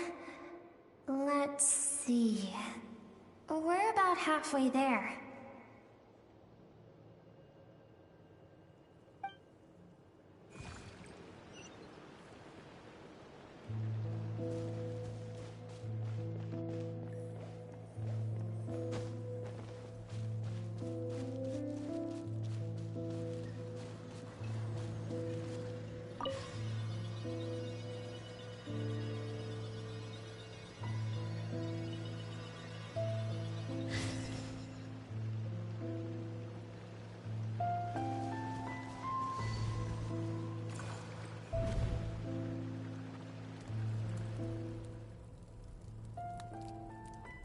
We've made it quite a ways already. This is Skirk, when she first began training under Sirology. I have set your broken wrist. Tomorrow, you're to train twice as hard. No tears this time. Good. Attempting to garner sympathy through tears is a habit of the weak. A pitiful, useless ploy. It's just unfortunate because that's the kind of teacher that she had. Can I ask a question, Master? Why did you save me? I keep thinking, maybe it would be better if I had died. I wouldn't be haunted by that fire all the time. I wouldn't have to go on like this. I saved you because I have a plan for you. It has been too long since I fought a battle that demanded my full strength, and I hunger for it. Every so-called genius and prodigy I have faced has crumbled like sand under this little goddamn fighting all the damn time. Want to find somebody worthy. Fate bends. There's nobody to his level, so he found somebody. So he found somebody that might be able to fit that description. So, I will teach you everything I know. Train you by whatever means necessary, in the hope that one day, you might surprise me. But I don't want to draw my sword against you, Master. What you want matters little. Damn. Among the boundless sea of stars, the cries of the weak are but faint murmurs that disappear into the void. You of all people know that well. Yes, Master. From that day forward, all she knew was grueling training, emptiness, and fatigue. After some time, her talent bloomed, and she gained control over her emotions, like her master. How should I put it? It was not that human emotion disappeared from her heart, but that reason came to dictate all she was allowed to feel. I suppose it was at this point that she became the Skirk you know today.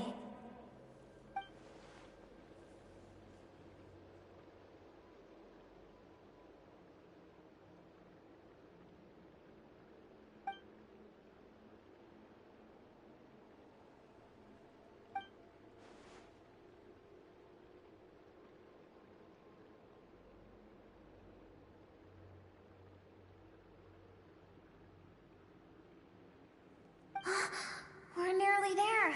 I almost don't want to reach the end. Well, shall we? This is the final stretch. Shit, I wouldn't be surprised if our master has something to do with it. Sertology has something to do with it.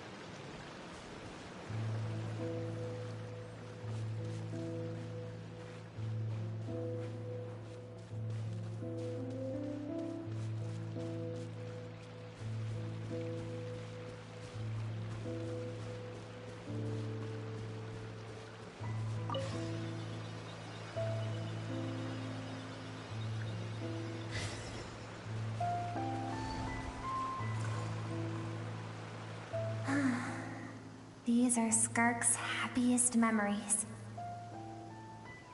What a simple and carefree time it was. Wisps of clouds dotted the sky. The sun bathed everything in golden light. And when song filled the air, not even the shyest of flowers could resist swaying along. This is Skirk's homeland. She was so curious about everything as a child, always skipping school to go exploring instead. There was so much to discover.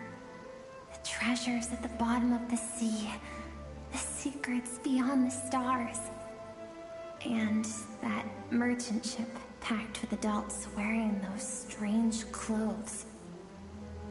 Yes, the ship. That was the beginning of the end. It was a spaceship.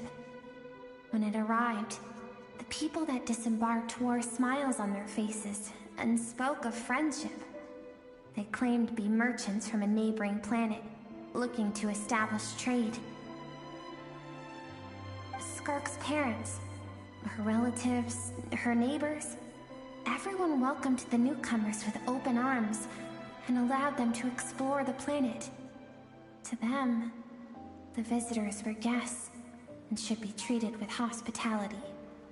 No one had any idea of what was to come.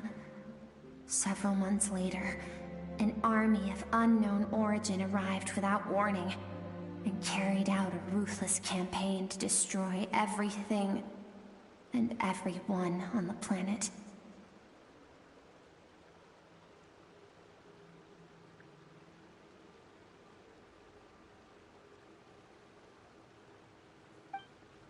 Skirk had skipped school that day, like so many times before, so she was not caught in the immediate wave of destruction. But when she came home that day, only fire and ruin awaited her.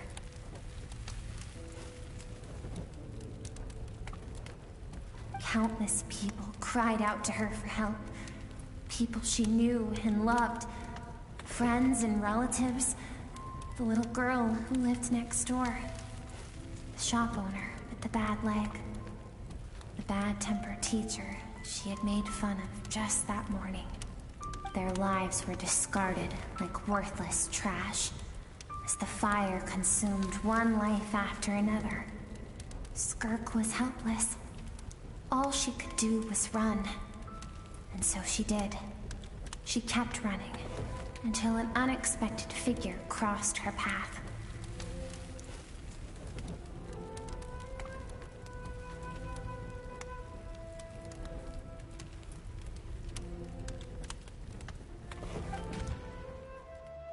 If Sertology hadn't been there in that moment, the fire would have claimed her life too.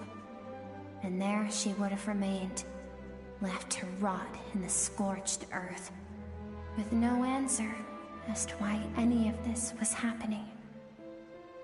So why did those people destroy her home? Probably saw them as future threats. Because she and her people were seen as a threat. Goddamn knew it. As the initial merchant ship explored the planet, they discovered that it hadn't always had the condition to support life. Yet there was evidence of human activity, even during the periods of extreme heat or cold in the past. Further research revealed that, over time, the people of this planet had evolved the ability to adapt to any type of environment or energy source. For that reason, the outsiders viewed them as a potential threat, and decided to eliminate them before the threat could rear its head. And so, the army was called, and the so-called danger was wiped from the face of the planet.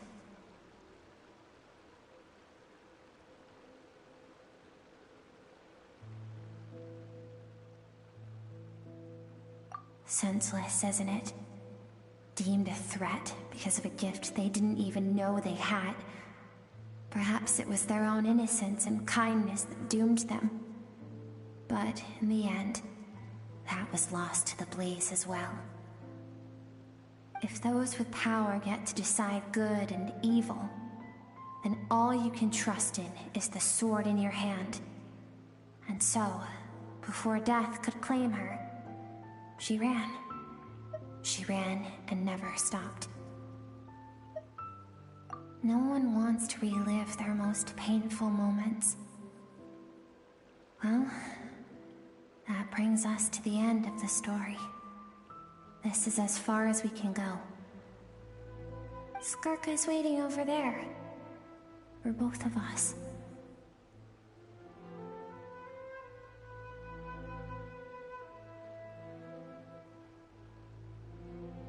Let's go to her. It's time to fulfill my purpose. And my greatest wish over all these years.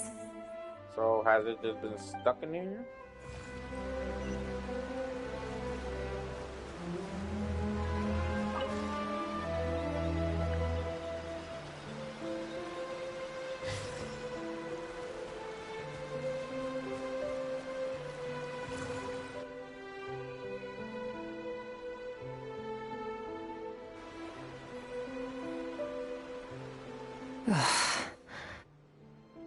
So all this, just so you could bring him here.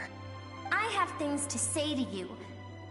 Well, I want someone to witness our reconciliation, even if it takes an argument. I knew that was her to get younger there. self. And he is the best choice in this moment. Her suppressed emotional self. The version of herself she keeps locked in the recesses of her mind, stifled by reason. Yeah, that version, not just a younger version of her. Back when she was a carefree, happy person. Back before she messed with the Losian, her fucking entire race burned to her love. All those rejected impulses, those discarded aspects of your past selves, they are a part of me now. I am who you used to be. Someone you have refused to face for too long.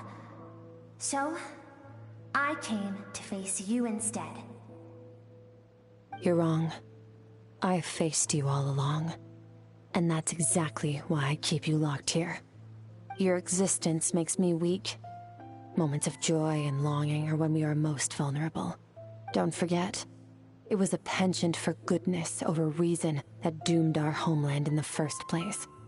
The vastness of the universe renders everything insignificant. Our feelings most of all. Even so, learning from the mistakes of the past doesn't have to mean erasing everything. Strip yourself of your so-called weaknesses. Emotions like kindness and empathy, and what makes you any different from the ruthless soldiers who slaughtered our people? The difference is that I'm doing what is right, what is necessary. I allow you to exist, but with limited freedom. That is the greatest kindness I can offer. I've shouldered everything you couldn't carry. I rose above the numbness and emptiness, and it was cold, unfeeling reason that brought me this far. It made me who I am. It made me strong. That is the problem. I want to shoulder those things together on the grand scale of the entire universe. Maybe our feelings are vanishingly small, but why should that mean they don't matter? Emotion gives warmth to the cold expanse of space. It gives meaning to the world around us. Think back to those nights of gazing at the stars, those afternoons of exploring the unknown. Think back and let them grant you peace. A brief respite from the pressure you put on yourself. that isn't what we need. It's exactly what we need. Aren't you curious about why recovering your strength has taken longer than normal this time? Finally, you get to the important part. That is the only answer I came here to find. Then look around. Look at your inner world. You cast aside your dreams and curiosity. And in doing so, you lost your original I'm like, motivation. do I need to be here for this? You It seems severed like, all connection to who the you inner used thoughts, to be. and So you you yourself can no just longer need to draw duke strength it out, from your talk it past. out. Now, the only things driving you forward are fear and survivor's guilt. But these cannot take you far enough. And so, this river, the source of your strength, grows more polluted by the day. And you think that means I should seek help from a weak little thing like you?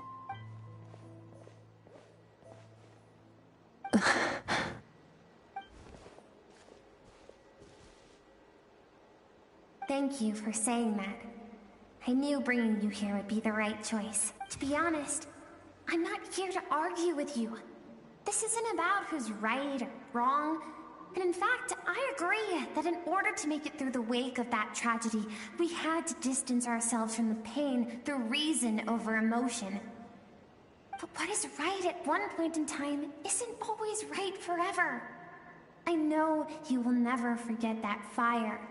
I know the fact that you were the sole survivor fills you with guilt. And I know that among the voices that haunt you, mine is there too. Because deep down, you know that you didn't turn out to be the person you wanted to be. All those unfulfilled hopes are like knives to the heart. And I don't want you to hurt anymore.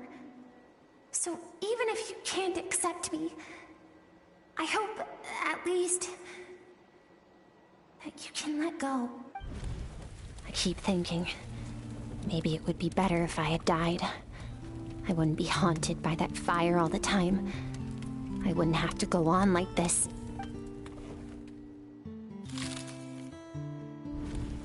Your dad and I, we're not afraid to stare death in the face, but we need you to survive.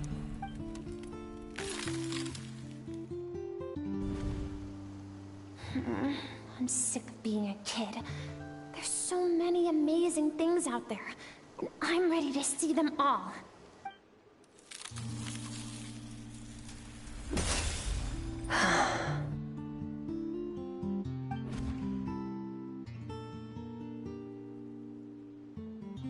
I remember. There was a song Mom and Dad always sang when we went out to fetch water. Dancing water. The sand along your path is begging for your song and movement. Will you carry this burden with you on your journey? I am not the dancing water, and you are not the burdensome sand. But if this is your wish, then I will carry you with me until the end. Thank you. I should be thanking you. Oh. Animated cutscene.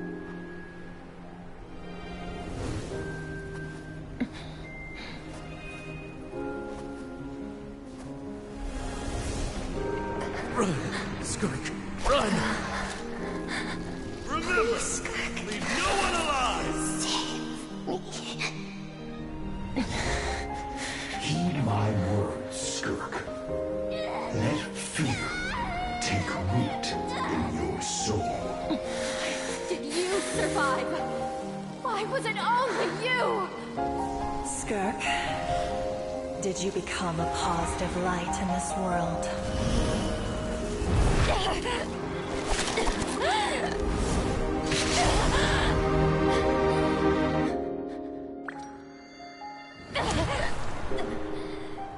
Hey, this doesn't have to be the end.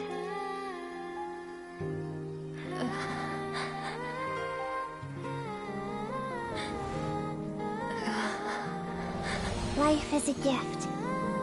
Don't let darkness claim it.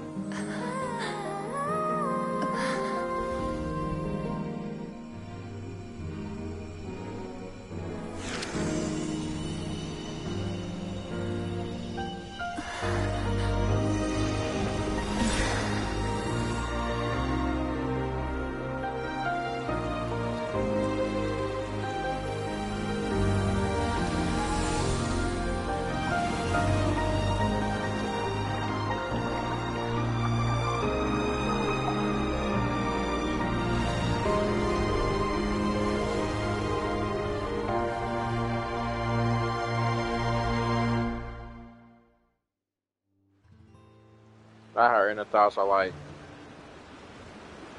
good again. I guess like petrified. So, you saw my memories then.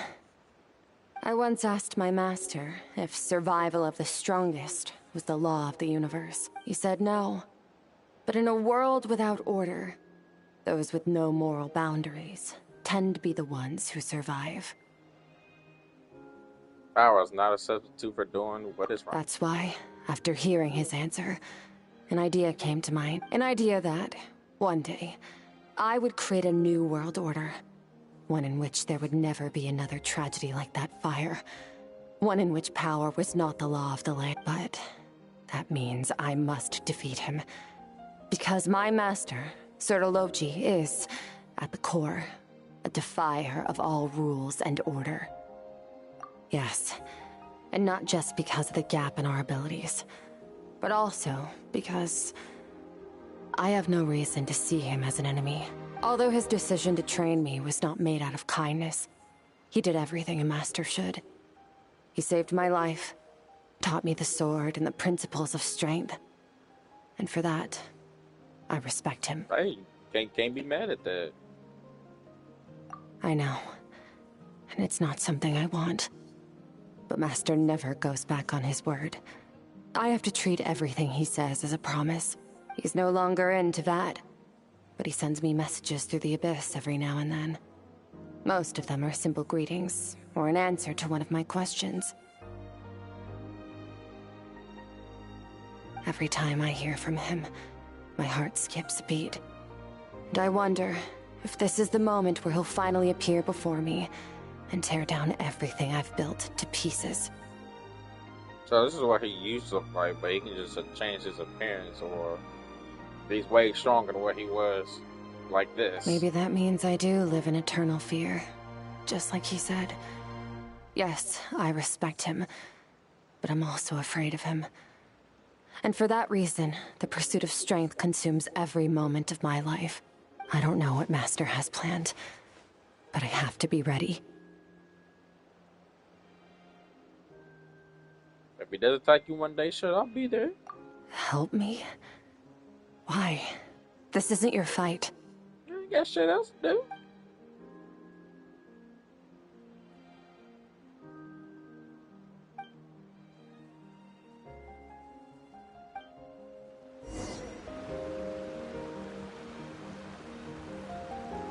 How this place was good. Oh, can't go no further.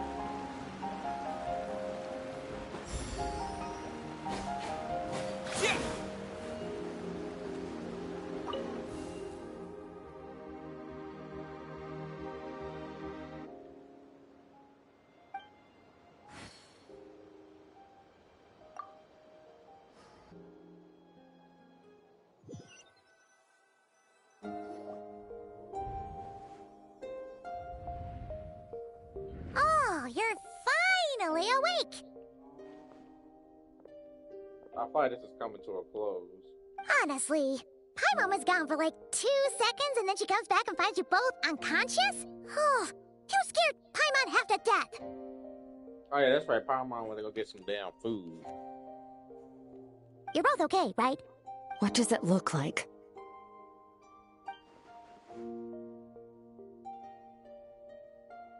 Only water from the source can cleanse the rot and filth that flows from the past into the future. I taught you to incorporate the experiences from your journey into how you fight. I suppose what happened today will become an inseparable part of who I am. Okay, so Paimon feels like she's missing some important contact, but whatever. Paimon brought back tons of delicious snacks! Let's dig in!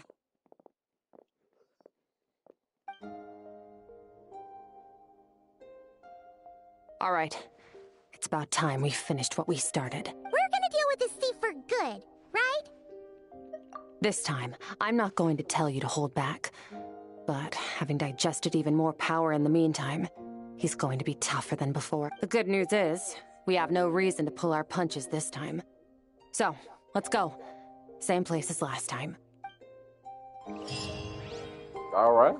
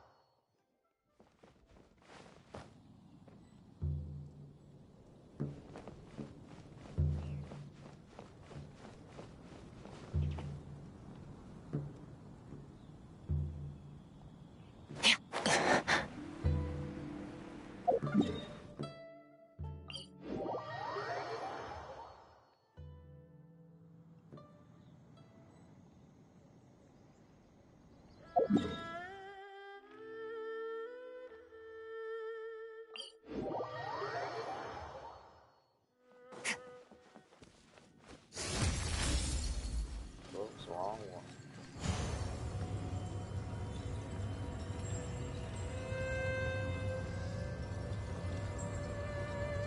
Mine to wield.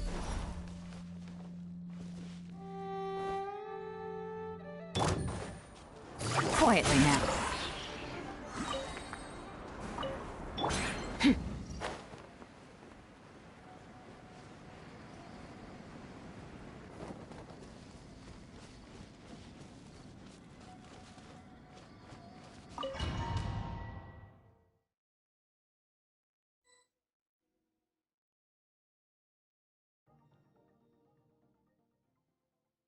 The fog is gone! Wait, isn't that the form the all-devouring narwhal changed into? How come he knows that, too? Really? So, you're telling Paimon that giant whale and this guy can both turn into the fowl? How does that work? It's a subconscious instinct.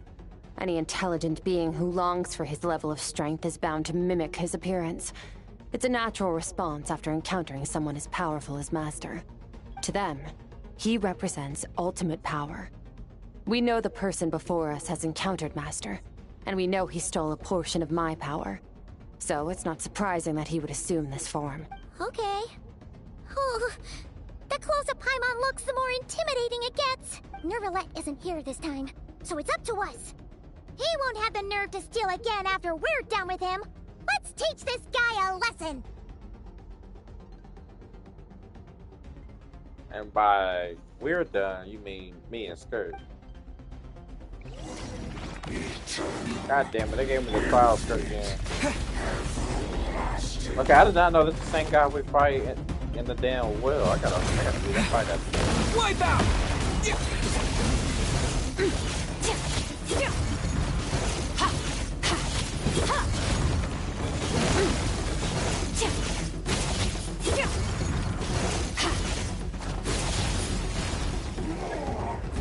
Haven't forgotten your training, I hope. Okay, what am I doing here? Oh, shit.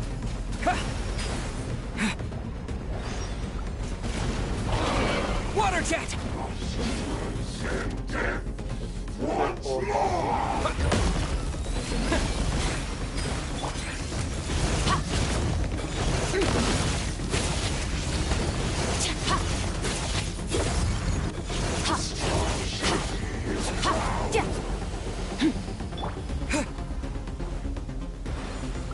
Go!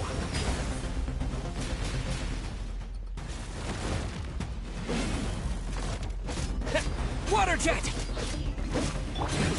Merciless. Into the void!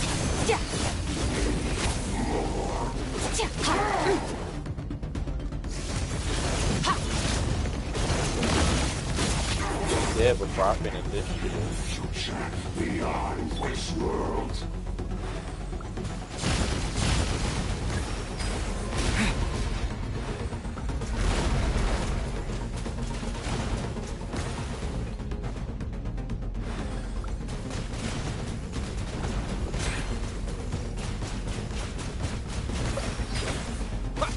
Yeah!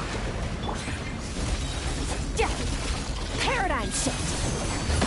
Yeah. Annihilate!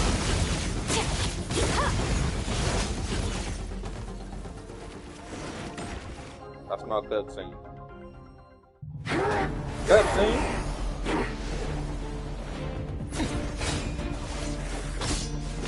Oh, We jumping this man.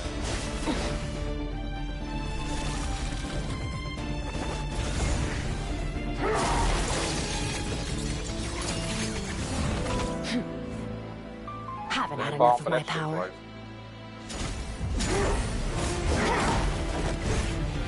Dual wielder.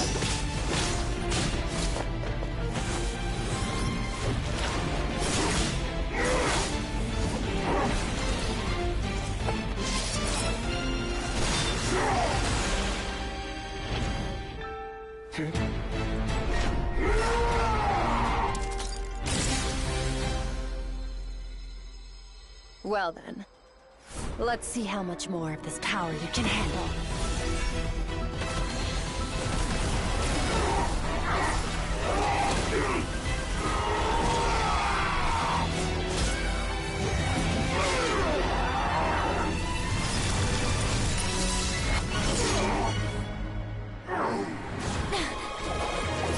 Did she just break the blade?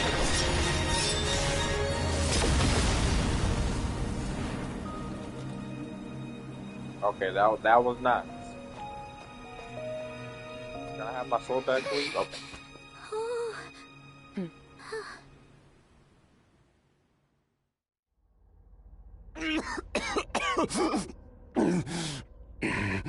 Who the hell is this? Well, have you come to your senses? You saw that my body was at its limit. So, you deliberately channeled your power into me, knowing that it would destroy my shell from within. Such power. Such keen battle instincts.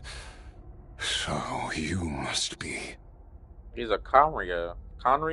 Where the fuck they call themselves? Skirk, Sertologi's disciple. How long has it been?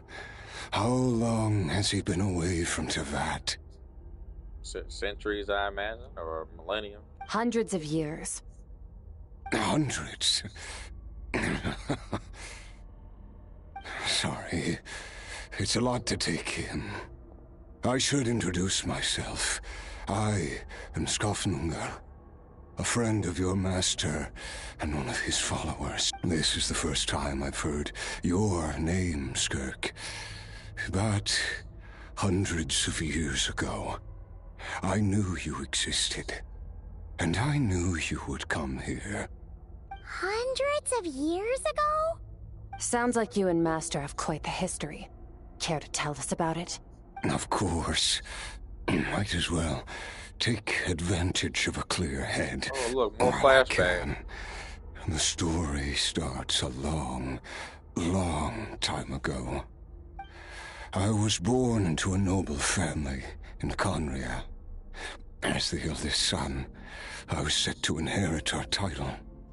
But I contracted an incurable illness as a child, and everyone gave up on me. I trained the sword harder than anyone else, defeated all of my peers. But it was all in vain. When other people looked at me, all I saw in their eyes was pity, or a strange glee in my misfortune. Even my parents were just waiting for me to die. Over time, my heart hardened, and I became aimless. That was the point where I met your master, Sertologi. We were similar in age, but different in background. He was born in prison, the son of criminals who had been sentenced to death. He spent his childhood wandering the streets, facing more criticism than the literary works in the Universitas Magistrorum. Yet, he always wore a smile on his face, as if kindness and malice were one and the same, and he could not see the difference. I still remember what he said to me when we first met. You need to fight to survive. Even if it's a losing battle, it should light a fire under you. How can you sit back like this and go down without a fight. That does sound like something he would say. He was the first to acknowledge that I was worth something, and he inspired me to keep going. When we sparred together, it was the first time I actually felt the thrill of combat. When I was 10, he stole forbidden research materials and managed to cure my illness. It was like there was nothing in this world he couldn't accomplish.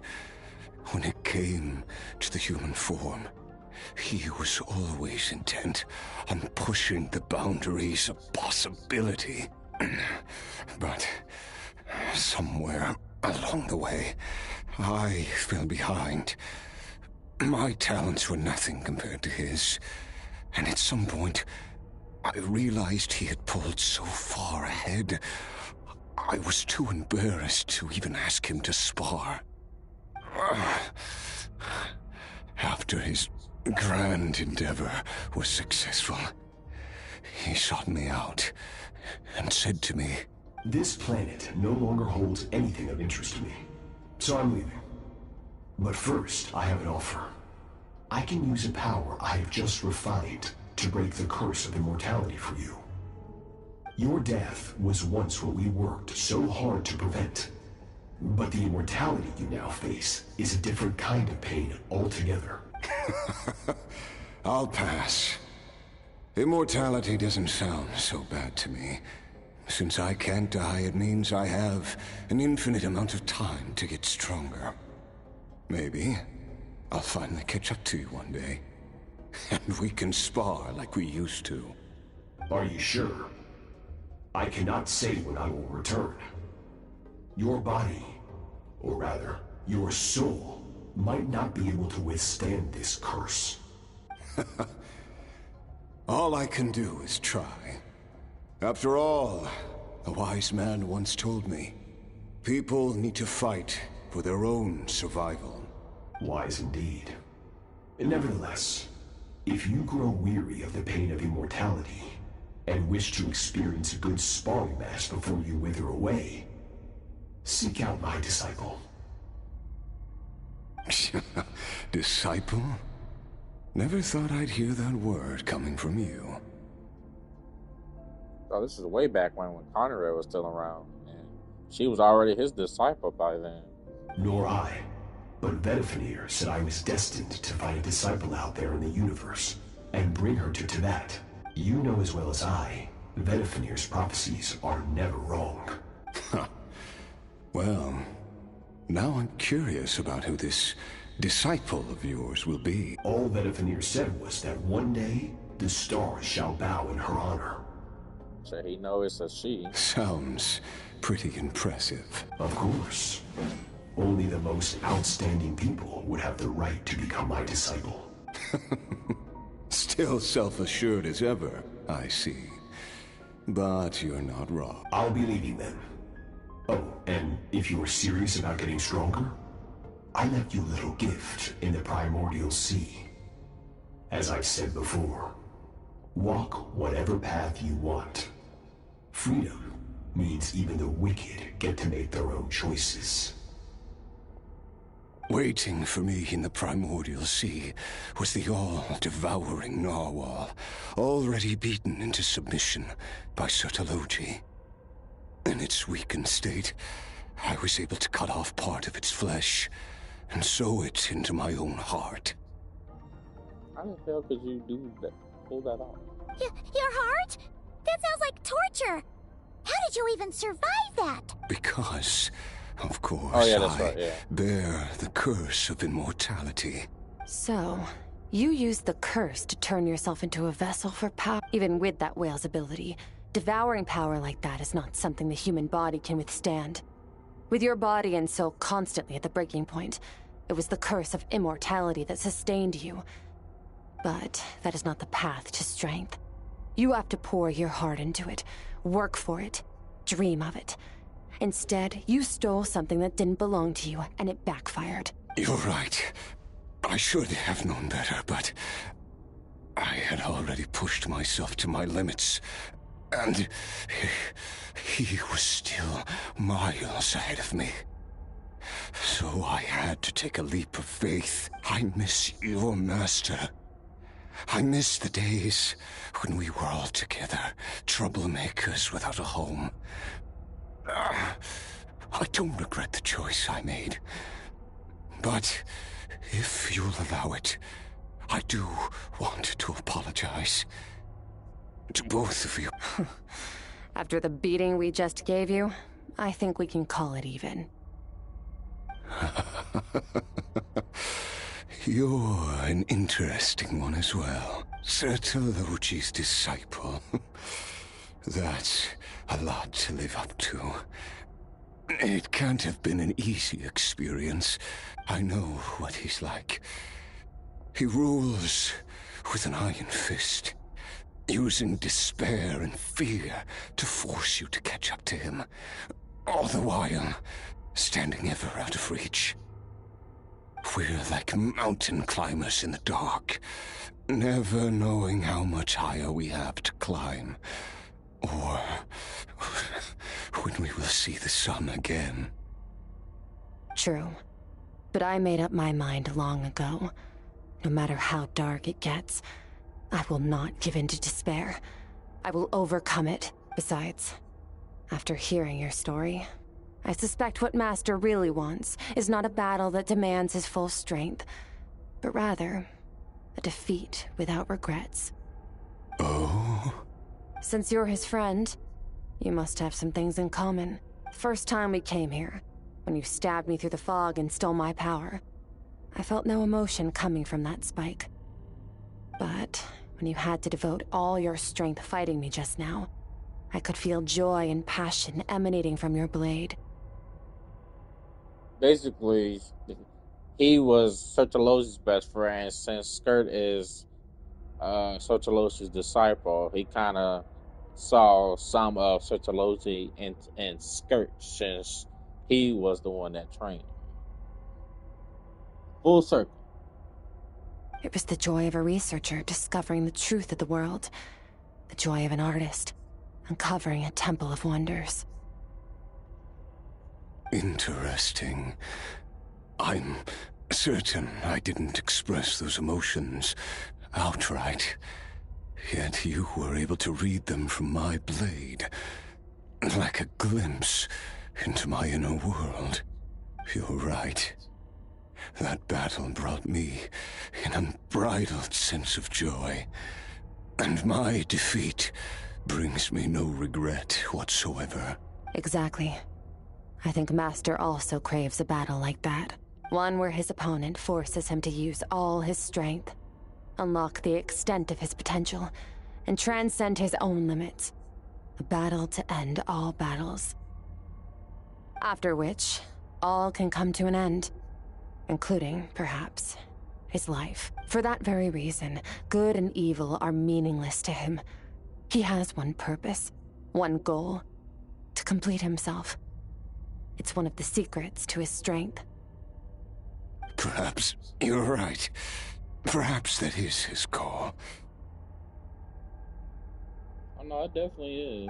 What a battle that would be. Oh, to witness such a...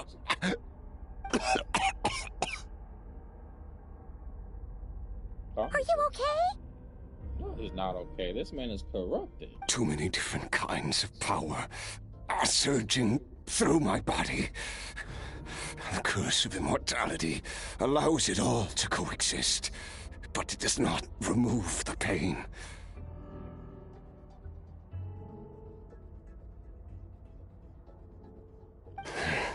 I won't be able to hold on to my sanity for much longer.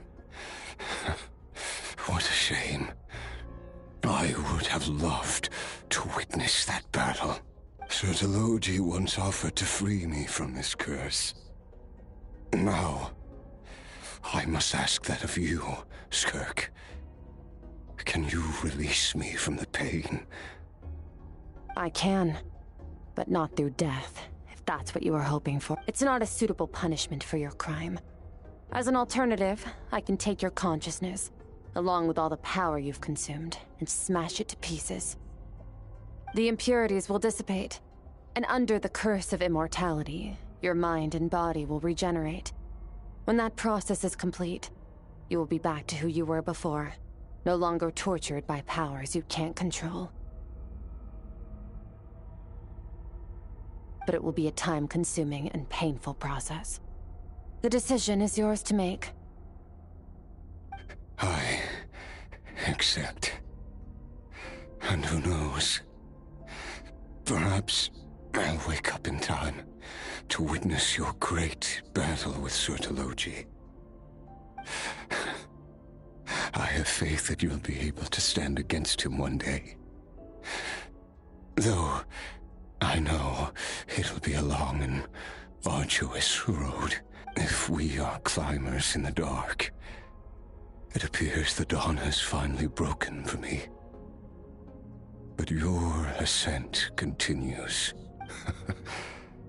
At least, it looks like you are not alone on your journey. I will reach the top of this mountain, no matter what it takes. And you, Skofnunger, will be my witness at the end of all things. That's finally over. Let's get out of here. Huh. At least we don't have to make a mad dash for the exit like last time. I ain't gonna lie, I was staring at this damn purple shit the entire time almost. I swear I didn't see it so many times.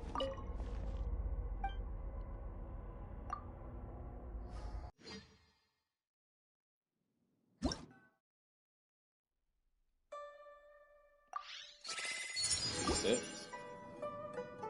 did it! It's only been a few days, but it feels like forever. Okay, that was a good-ass story quiz. Once again, we've proved there's nothing we can't overcome. We're just that awesome. Wow, you sound even more confident than usual. Guess you really have become stronger. Today sure went by fast. It's night already. Oh wait, that reminds Paimon. The stars you mentioned, the ones that died out, are they back now? Yes. The power Skofnunger stole has been returned. So, the stars have regained their light. Oh yeah, she was talking about at the beginning how he stole some stars. A good number of them died over the course of some months. Great! It's crazy that you even noticed their light was gone. There are so many stars in the sky. If a few disappeared, Paimon definitely wouldn't be able to tell. Shit, that's what I'm saying. I suppose it's because I have gazed upon this sky for centuries. The false stars, hanging in the meticulously planned false sky, stars, even she knows. Glittering with rotten light. That's crazy if they're damn false and they're not real, then how the hell are you able to know if a couple of them, or a bunch of them? And yet, it is for that very reason that I can look upon it and enjoy the momentary peace it brings. Even the most beautiful of bubbles has to burst. We will return to the real universe one day, whether of our own volition or not.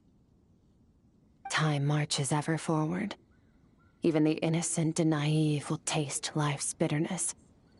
Yet through hardship, we grow until we learn to seize the sands of time for ourselves and uncover our true strength. Though we gaze upon a false sky, its vastness and majesty is palpable.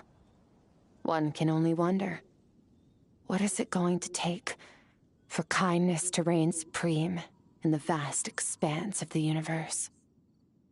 This is all going over Paimon's head. But if she knows one thing, it's that the Traveler always finds a way. Ever since we met, he has filled Paimon's days with happiness. No matter how tough things get, he always finds a way to make it better. If it's too big a job for one person, then we'll do it with two. And if two's still not enough, then three. We've met so many amazing friends and accomplished so many amazing things. As long as we don't give up, we can make any wish come true. Okay, Paimon. I suppose when it comes to you, anything is possible. Well, I should be going. Now that my power is no longer isolated from my emotions, I need more practice to get used to it. Okay, when will we meet again? How can I contact you? I suppose fate will decide. Maybe we'll bump into each other on the street. Or maybe we'll reunite on a different planet entirely. Regardless, reunions and Well, I already know partings what the are but next reason passing we're going moments. to is. More than anything, I hope that, at the end of this journey, wherever it takes us, we stand in a world reborn. One without war, pain, or forced partings. One where new life can bloom, even where there was once nothing but scorched earth. For this, we must all work to become stronger. Of course, Master. If that's what you want to call me, I won't object. Goodbye. Bye! that body. Is it just Paimon, or is she being nicer than before? We definitely count as friends after all that, don't you think? Hey, what do you think about camping here tonight? There's nothing quite like sleeping under the stars. Come tomorrow, we can continue our journey. Oh, and since Paimon treated you to that super nice meal at Wanmin Restaurant, it's about time you returned the favor. About time? I'm always buying our shit. Okay, that was nice. Considering the fact I'm at the 3-hour mark.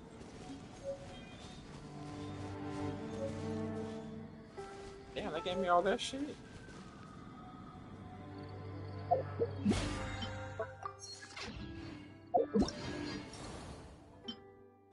Thank you. Even though I already got my skirt maxed out.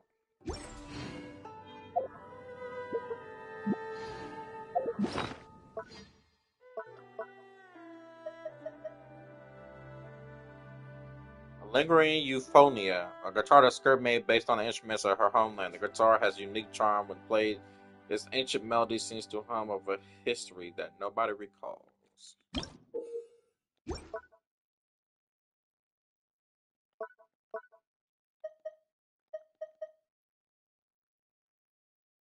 After completing Skirk's rigorous training, you and she compiled a summary of your experiences, documenting your relentless efforts and her grueling trials.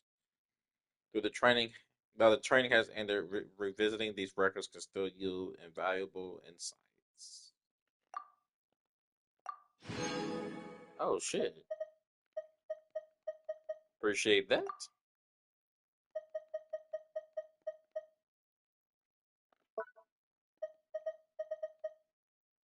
An Abyss Crystal.